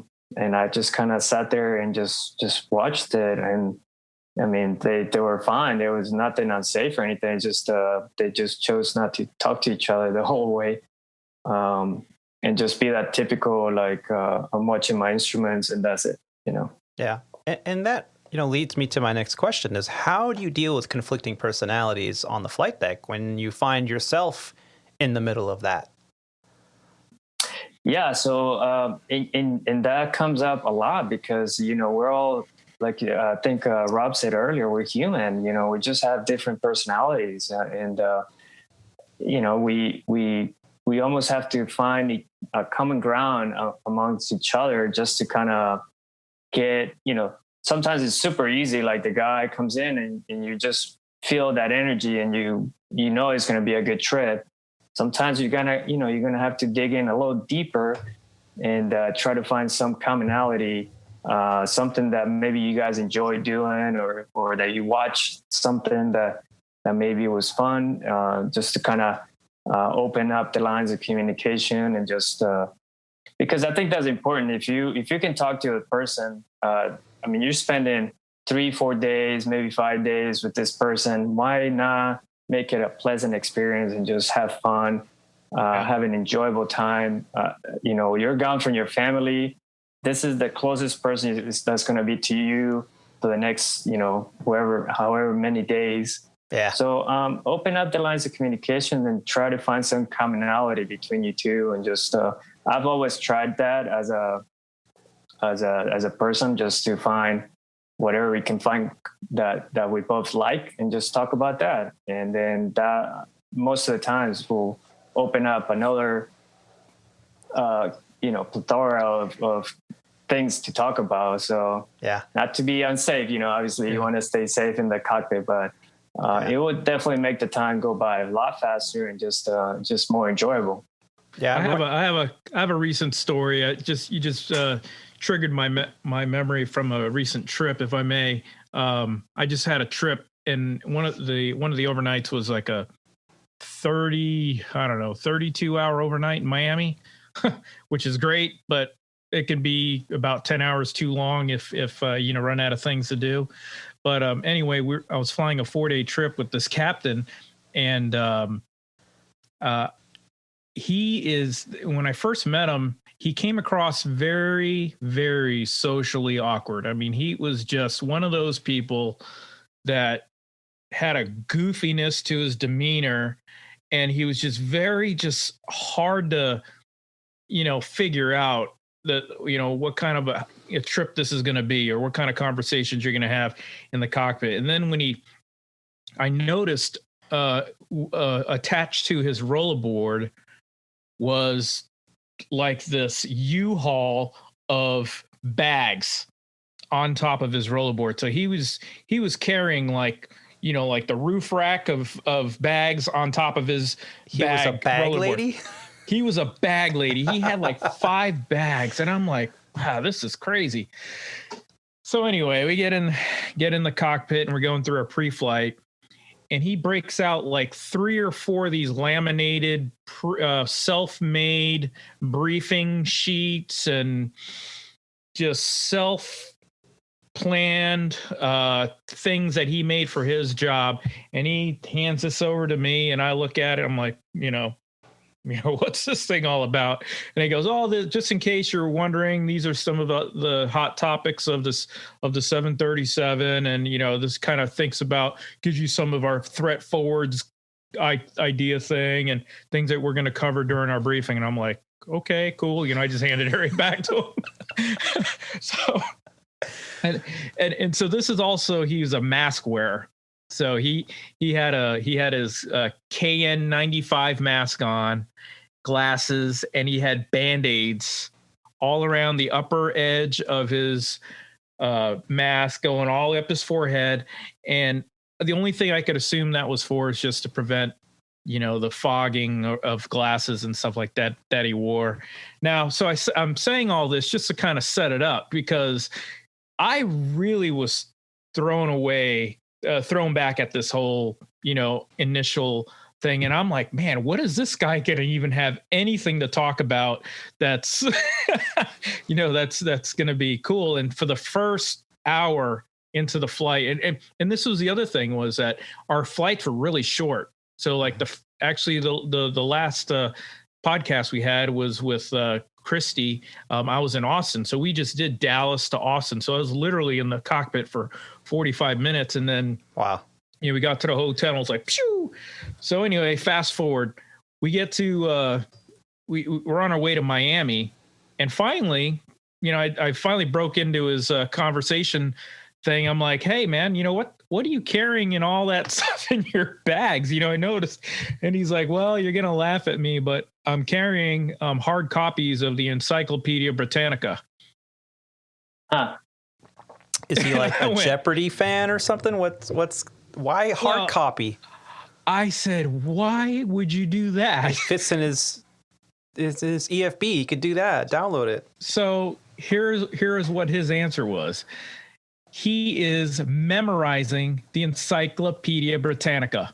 And then I was like, you're crazy, dude. Why in the world would you want to be doing this? But this set off a whole 3 days worth of conversations, because I'm like, why would you want to memorize the Encyclopedia Britannica? And in a nutshell, what it came out to be was he went to a show in Las Vegas about 15 years ago. And the show was this comedian who was a memory specialist, and he was able to memorize things in ways that no other human, or only a few humans have been able to do. Was it called endemic memory or something like that? I don't remember the name of the comedian or the show but basically what he basically was, he was captivated by this comedian, and his whole next 15, 20 years of his life was trying to rededicate his learning and his memory ability to reformatting his memory so that he could do this. Mm-hmm. And believe it or not, he's doing pretty damn good, man. Cause he said, okay, I've only got up to page, I don't know how many pages are in the Encyclopedia Britannica, but let's just say it's like 2,000 pages, maybe even more. But he's like, okay, just pick a page. I'm only up to page 500. So, go ahead and pick something. And I was like, all right, page 398. And he goes, sits there, he thinks for about 15 seconds, and he hands me the book. I opened it to page 398, and he starts reciting things that are on page 398. And I'm like, oh my God, that's incredible. He didn't tell us word for word thing, but he was able to name off the major topics that were on that page, some of the dates, if there were dates associated, and a couple names and stuff that are on that page. And I was just like, wow, that's pretty amazing. That's impressive. It only took 15 years to do it, huh? Yeah, but it circled all the way around back to, how socially weird, different people are. Yeah. So Or we're it human. it was certainly a weird one for me, Anyway, there's a good podcast story for you. I love it. Yeah. Encyclopedia Britannica. And it's funny because I've always wished that I had a better memory. And to be able to remember everything, I think, I often say it, that if I could just remove all the movie lines, music, lyrics, and, dumb jokes out of my head and replace it with tangible information that I could readily access word for word, I'd be a freaking leader of a country. Yep. Juan, you were going to say?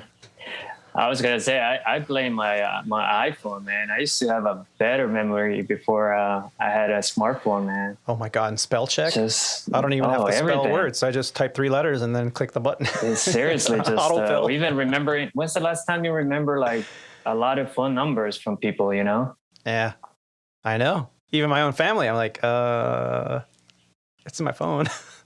The funny thing is, yesterday. I'm glad we didn't do the show yesterday because yesterday morning. Actually, it goes back even further. Monday night, we're sitting there, and usually in the evening when I'm home, we have movie night. So by 8 p.m., we try to all congregate, and that's our time together. And we watch a movie. We laugh together. It's our little thing. Couple hours where we were together, and not all our own, devices on our own rooms or doing our own thing. And the Netflix was really bad. It was buffering and pixelating and like, what the heck's going on? So I checked the Wi-Fi speed. Now, mind you, I'm a podcaster. I pay for pretty fast Wi-Fi. I think I have up to 400 megabits per second download speed. And that's fast. I mean, that's all I would ever need. Well, it was at 0.3. So I reset the router and I reset the modem and 0.3. I'm like, this is ridiculous. So I go on the cable company's website, and it is an outage in your area. We hope to have this resolved by the morning. And I'm thinking, it better be resolved because I got a podcast to do in a couple days. So finally in the morning it was resolved. I'm back up to like 450, speeds. So I'm happy. But for an evening and a morning, we were without Wi-Fi in the house, and we were all looking at each other like, well, how am I gonna? I can't. What? How am I gotta text some. How am I gonna? I can't. We were lost. The three of my house would be crippled if the internet went down. And especially now with the kids doing all their online and people working from home. I mean, I would have a hard time just turning on my lights because I have everything hooked up like same here, yeah. Yep, smart houses. Like, oh man. Yeah. Well, that's great, and thank you for sharing those stories with us. We love it. Yeah, that's good. Now, just to stir the pot here on the show, Potato Jet and Legacy Airlines recently entered into an agreement back in July of 2020 called the Northeast Alliance. Now, this has raised a lot of controversy between the two airlines. Now, there's always been a rumor. I can remember decades ago a rumor at Sandpiper that we're going to be bought out by Potato Jet. There's going to be a merger. We're going to be bought out. And then here I am now at the legacy carrier, and we're going to buy Potato Jet. It's going to be a merger. Like, okay, whatever. I don't pay attention. I'll read about it in the USA Today with everybody else after it happens. But this controversy it's not a code share, but it's an agreement where it's kind of like a code share in principle between the two airlines, where if you are on Legacy Airlines' website, you can buy a ticket, and part of that ticket might be on Potato Jet and vice versa. Now, as a pilot group and as a unionized group, there's a lot of procedures that normally need to happen when you enter into this kind of agreement. That it needs to be voted on, all these kind of things. Well, at least that's what the unions would like to push as an agenda is, hey, before we give up any flying of any kind, we see the writing on the wall. Let's make sure that the legalese of the contract is beneficial for us and within the scope of our contract. And that didn't happen. Now, I know how the pilots at Legacy, at least for those that are paying attention, because most really don't, I know how they feel about it. Now, as a pilot of Potato Jet, what can you tell me is what's going on and what you've been hearing about this Northeast Alliance? Yeah, so I think as a pilot group, we just recently had a vote on a letter of agreement that got shut down. Yeah, so the part of our contract that allowed the some of the aspects of the agreement to go through, but unfortunately, there is some caveats in our contract that does not allow for the full agreement to be put into place. So right now, both the airline and the union are in arbitration. Yeah. Thank you. Yeah. Arbitration. So, it's one of those deals that as a pilot group, you get very little say. You kind of just, I think you said initially that there's a lot of co-shares out there, and most of the times they don't usually come to us and say, "Hey, we're going to co-share with this other airline."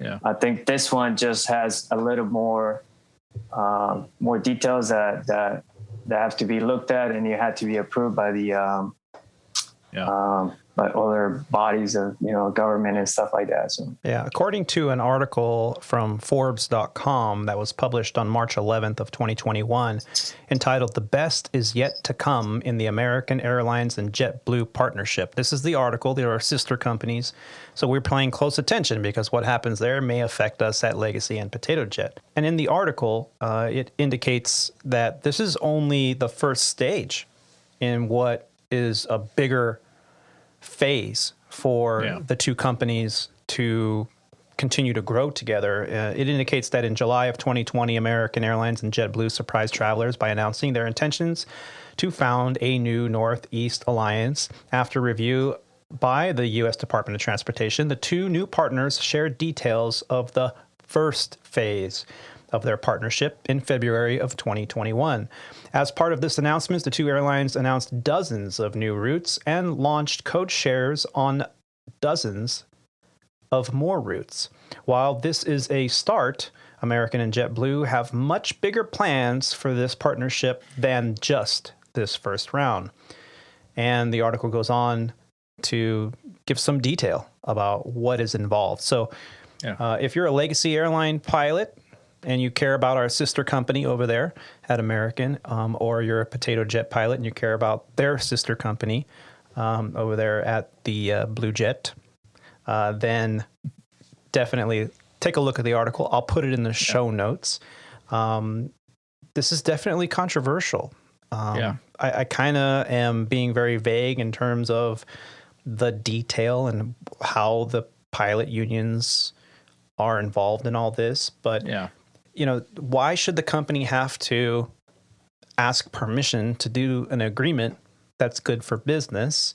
At the same time, we are not just employees here showing up to work and, clocking in and clocking out. We have contract and contractual obligations, and those contracts are finite and extremely complicated. So it's important to make sure that as a company and in management, to make sure that you're not in violation of a contract, because then not only are you going to have a morale issue amongst the work group, but you're also going to have legal and financial responsibilities that you may be now pressured to go into a court proceeding in order to settle, which is expensive. So I was going to say, and also in a bigger sense too, federally, the government prevents monopolies.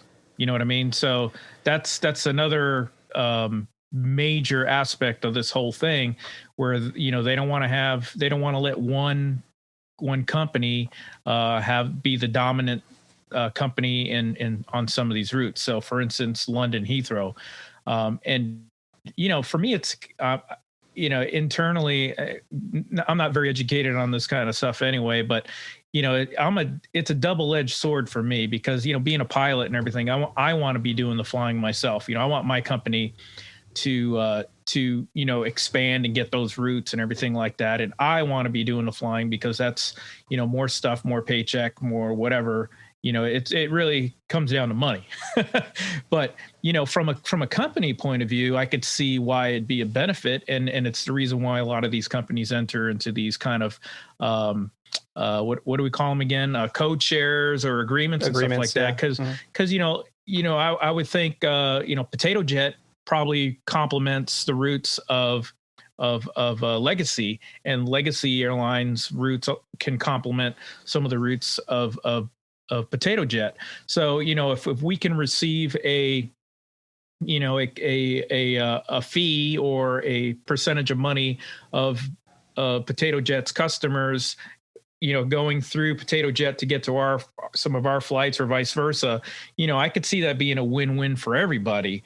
But a lot of times being on the pilot side of the group or being a pilot group, a lot of people can't see that far behind, this flying is going to Potato Jet, right, and, we're not going to be doing it. So right there's a big fence. Now I'm all for job protection. I'm all for that stuff, but right, a lot of guys just they have these blinders on and they don't have these, and a lot of people don't trust management either. And I totally understand why. I mean, there's that's a legit concern because we have been burned in the past through numerous agreements and stuff like that.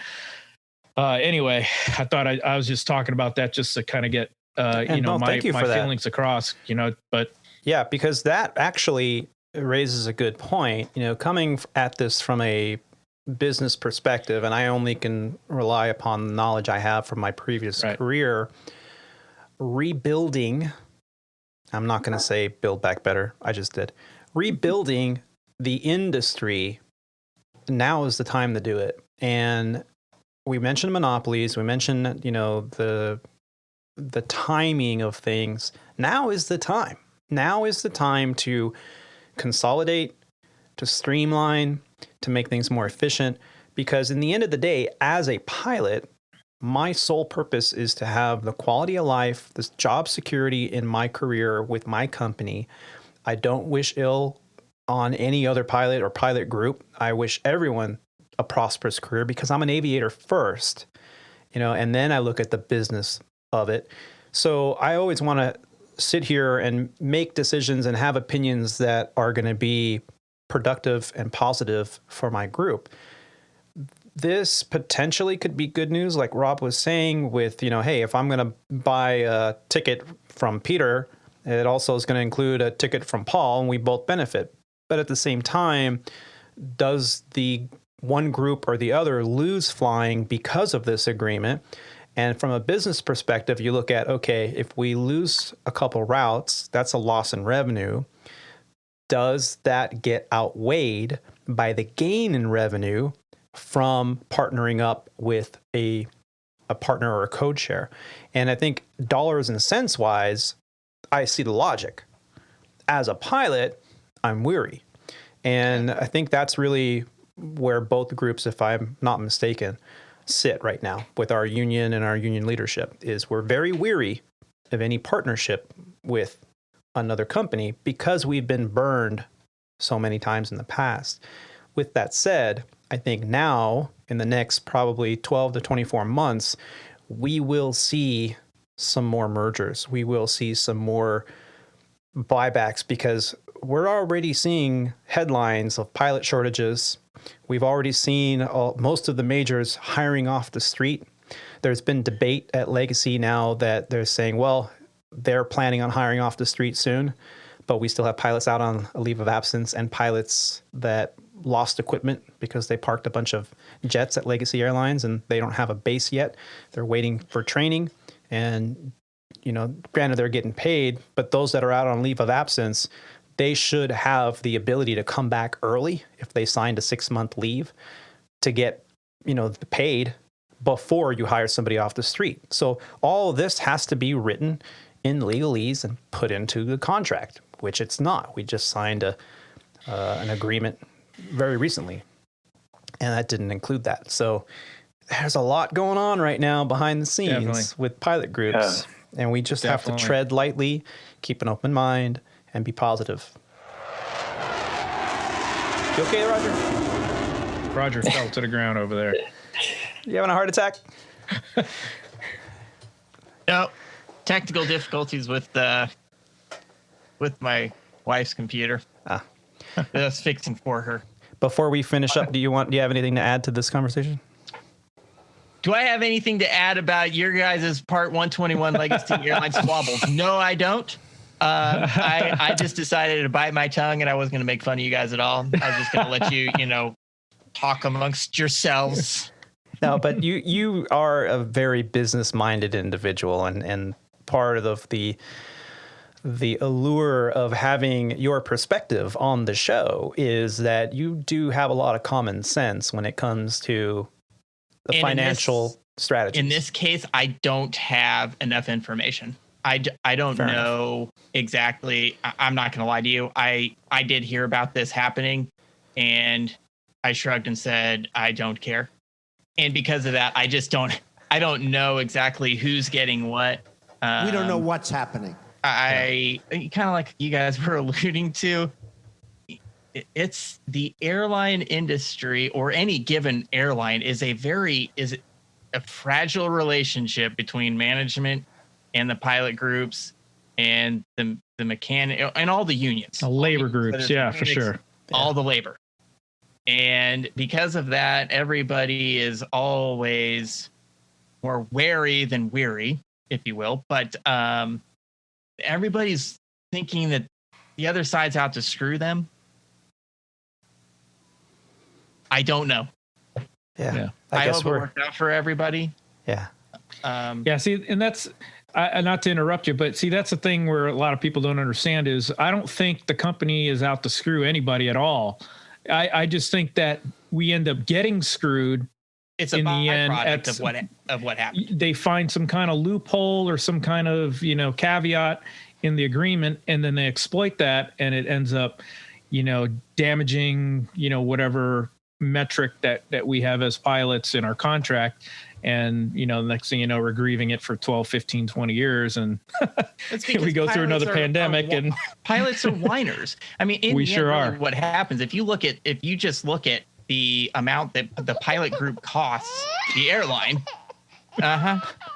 Whose much pilot you guys, is that? I mean, this doesn't make it onto the show, but you guys are talking about how much you're going to get paid to go get a shot. Yeah. Come on, guys. Come on. It's ridiculous. And Juan, my hat's off to you. I think that your company, what they're doing kind of makes sense. And again, I don't think that this is going to make it onto the show, but there's a kind of a little bit of a give and take. If you're going to do your first shot, work it around your schedule. Your second, it's not that second, it needs to get done at a specific time. And now we as a company will work around that. You guys at Legacy, how much can I get paid in order to get the shot? If I'm a captain here, I can buy a new car by getting a shot. I want boosters every 6 months, man. Hell yeah, man. Two of them. Now at the same time, you're wondering why the company's out there trying to figure out how to maybe get some money without having to pay pilots. You're forgetting the extra vacation day too. And that's my extra vacation now. That's the whole point, though, Roger. Thanks, that's Roger. the whole point. You perfectly said. Thank you so much. That is the whole point. We sit here and bitch, moan, and complain about every little aspect. I wasn't going to get the shot. Well, I'll pay you. Well, that's why we have Roger. Okay. I'm not going to get this shot. I guess I'll do it. Wait a second. I'll buy a new car. There's several $1,000s in this for me to get my shot. Cha-ching. Where's the rest of the general population? Forget about my morals. We don't get any money, but the pilots at Legacy Airlines, now that they're going to pay me $10,000 to go get a shot, you know what? That doesn't sound like such a bad idea anymore. And here to just add a little bit of cherry on top of your creamy topping there. If you picked up a trip, okay, you're going to get the shot, but you don't say anything, and you pick up a trip worth 25 hours, and now you put in a thing, I just got my appointment, I have to be removed from the trip. You will be paid for the value of your trip. Let's go and do it. See, I used to fight for the airlines and say, you people complained about how expensive a ticket was, an airline ticket wasn't. You know how expensive it is to get an airplane into the air. I'm going to stop defending you guys. Now I know my airline ticket costs so much because you guys are. You know, I hear it at home from my family all the time. Your biggest problem with the pilot group is that you'll never band together as we do in the military service. I'm married to a veteran. I hear it all the time. You guys only think about yourselves. You never see the forest through the trees. You are only out for yourself, and you can stab each other in the back faster than any other group I've ever seen. And that's why you're never going to be as powerful. And that makes you predictable. From a management's perspective, if you want the business, it makes the pilot groups and the pilot unions very predictable because they are always selfish and looking out only for themselves. Right. And I totally push that we need to be together in this. We need to band together. I believe in social media because I believe it brings the pilot groups from other airlines together.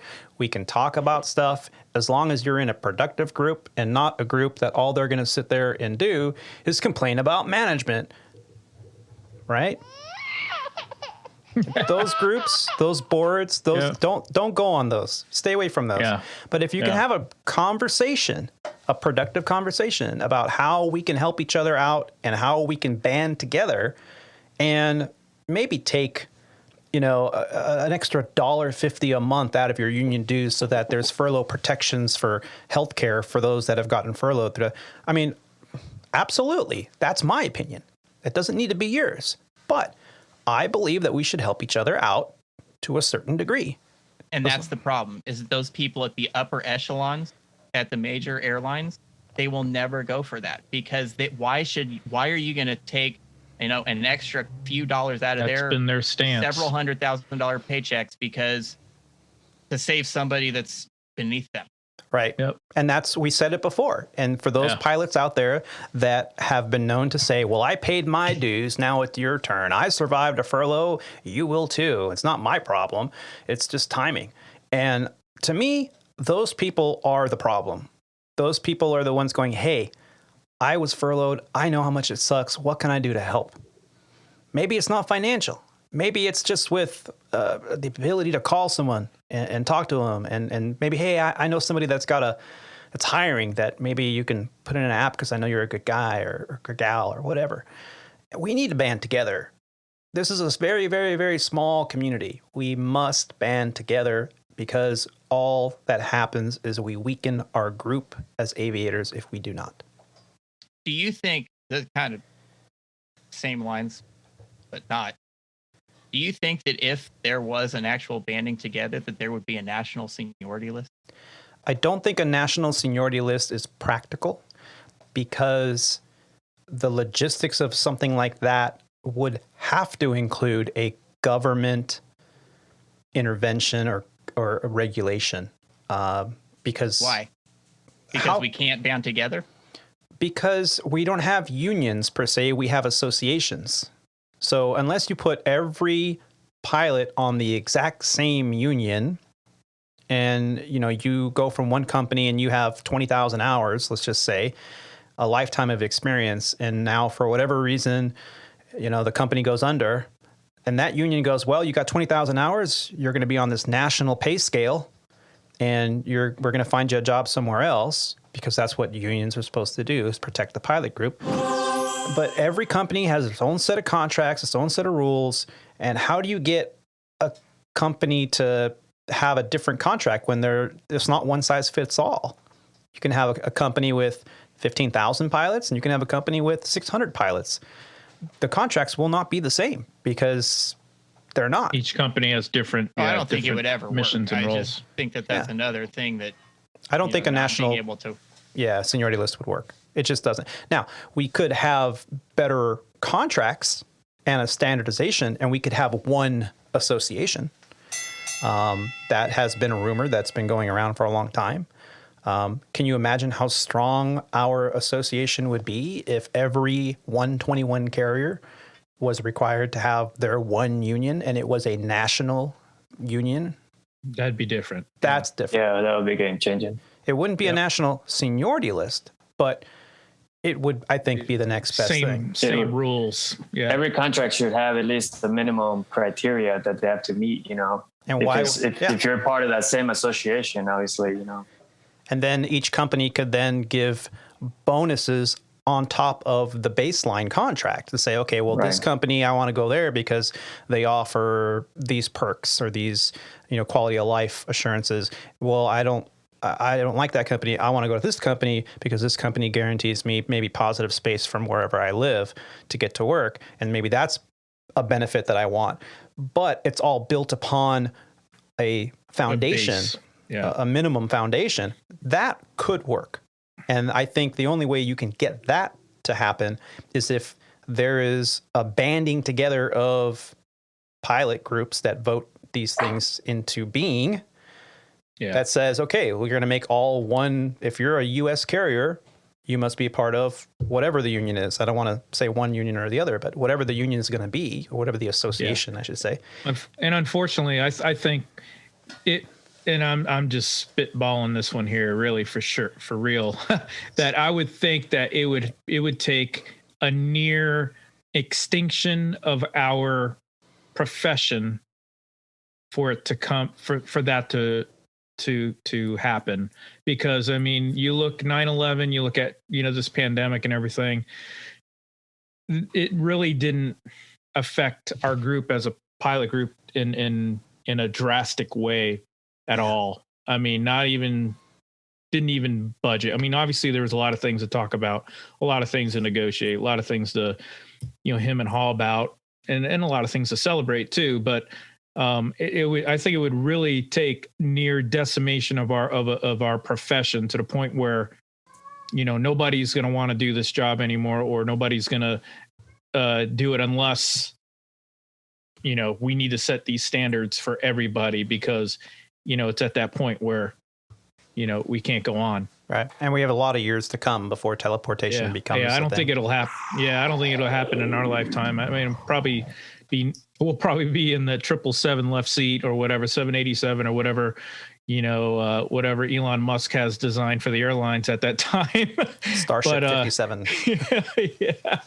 But yeah, it's interesting though. I mean, it's a topic that we all kind of in the back of our minds as the association or union kind of think about. I mean, I've thought about every once in a while, but yeah, I don't think it'll ever happen for a long time. I think we should think about it more when we were at a regional because of the whipsawing that we saw, right? Exactly. Yeah. Precisely. And then, you know, you saw, and that was another weird dynamic, even being at ExpressJet, Roger, you know, where you had that association that we're associated with, where they were also representing the majors. Yeah, you know the conflict of interest. Yeah, very big conflict of interest. And of course, who's giving the association more money?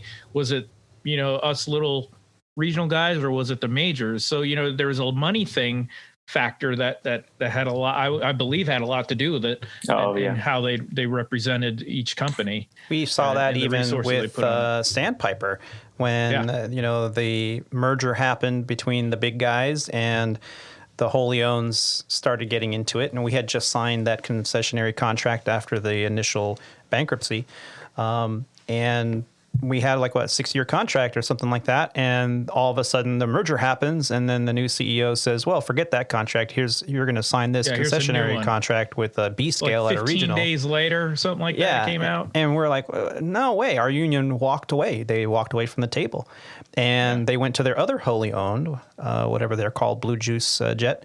And they said, we'll do it.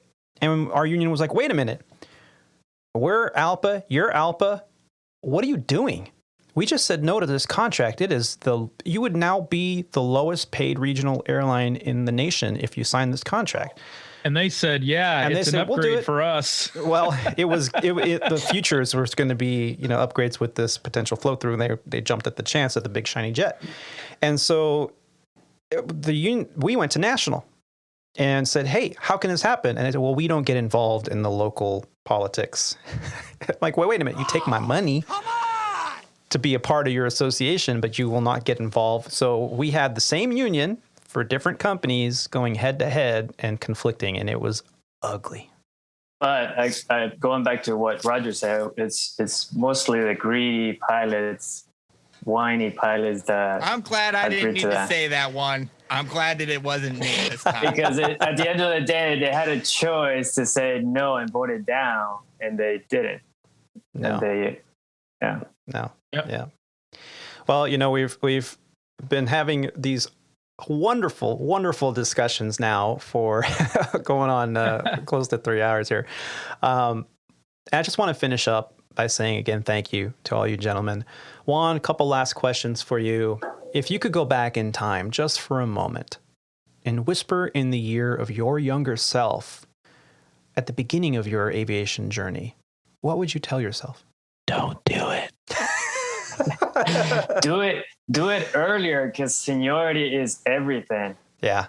Push through. Yeah. Push through earlier if you can. Yeah.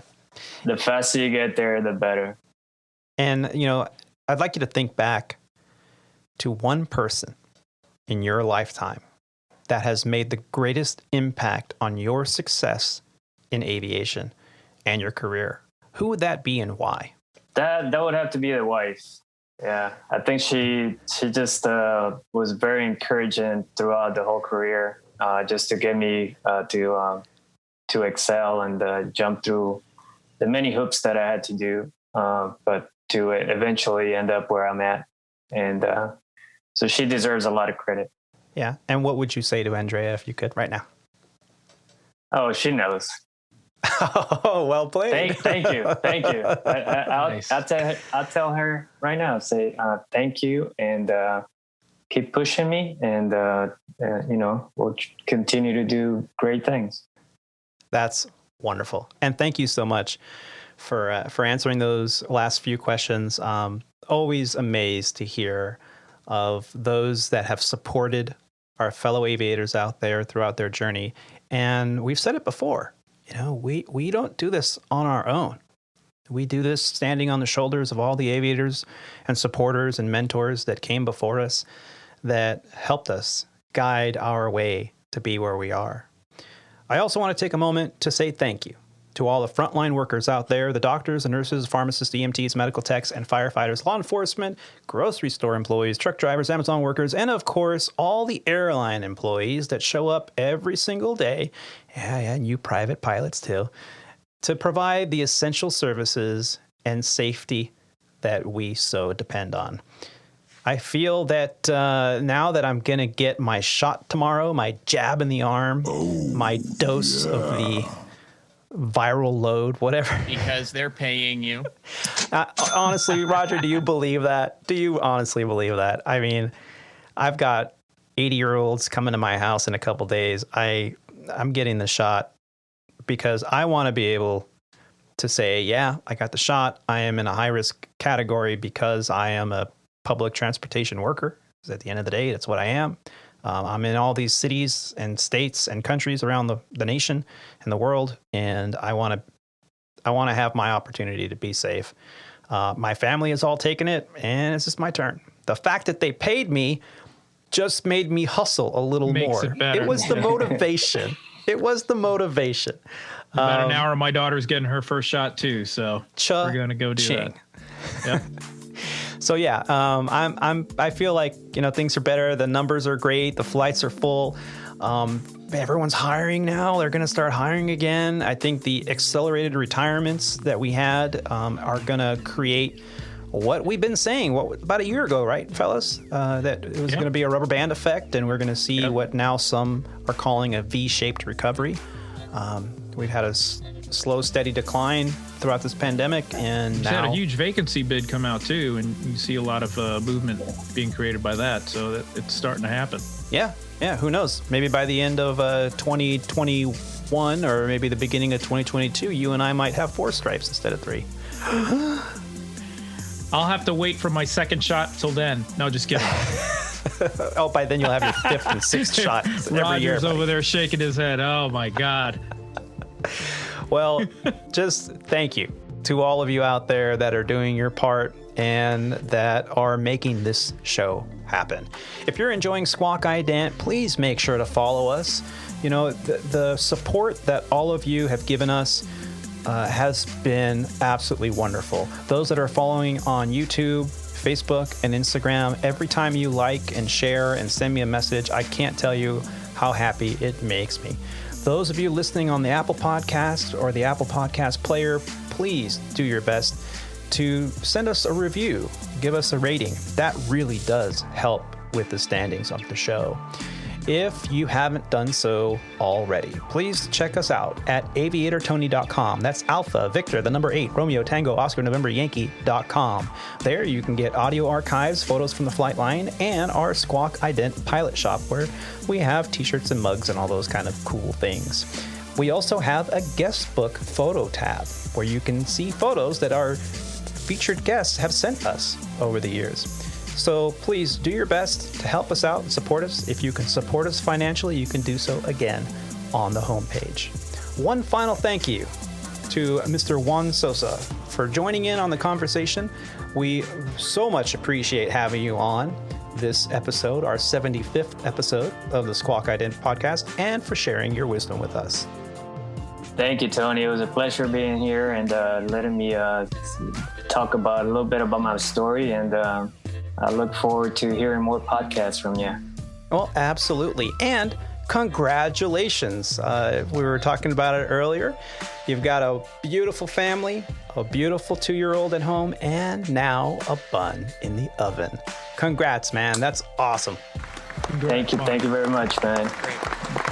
Well, thank you to all of you for taking the time to listen to these grateful aviators. Keep the dirty side down out there. Be safe and take care of each other. Bye, everyone. Get out there and fly, folks. It's safe. Tickets are cheap. Tickets are cheap.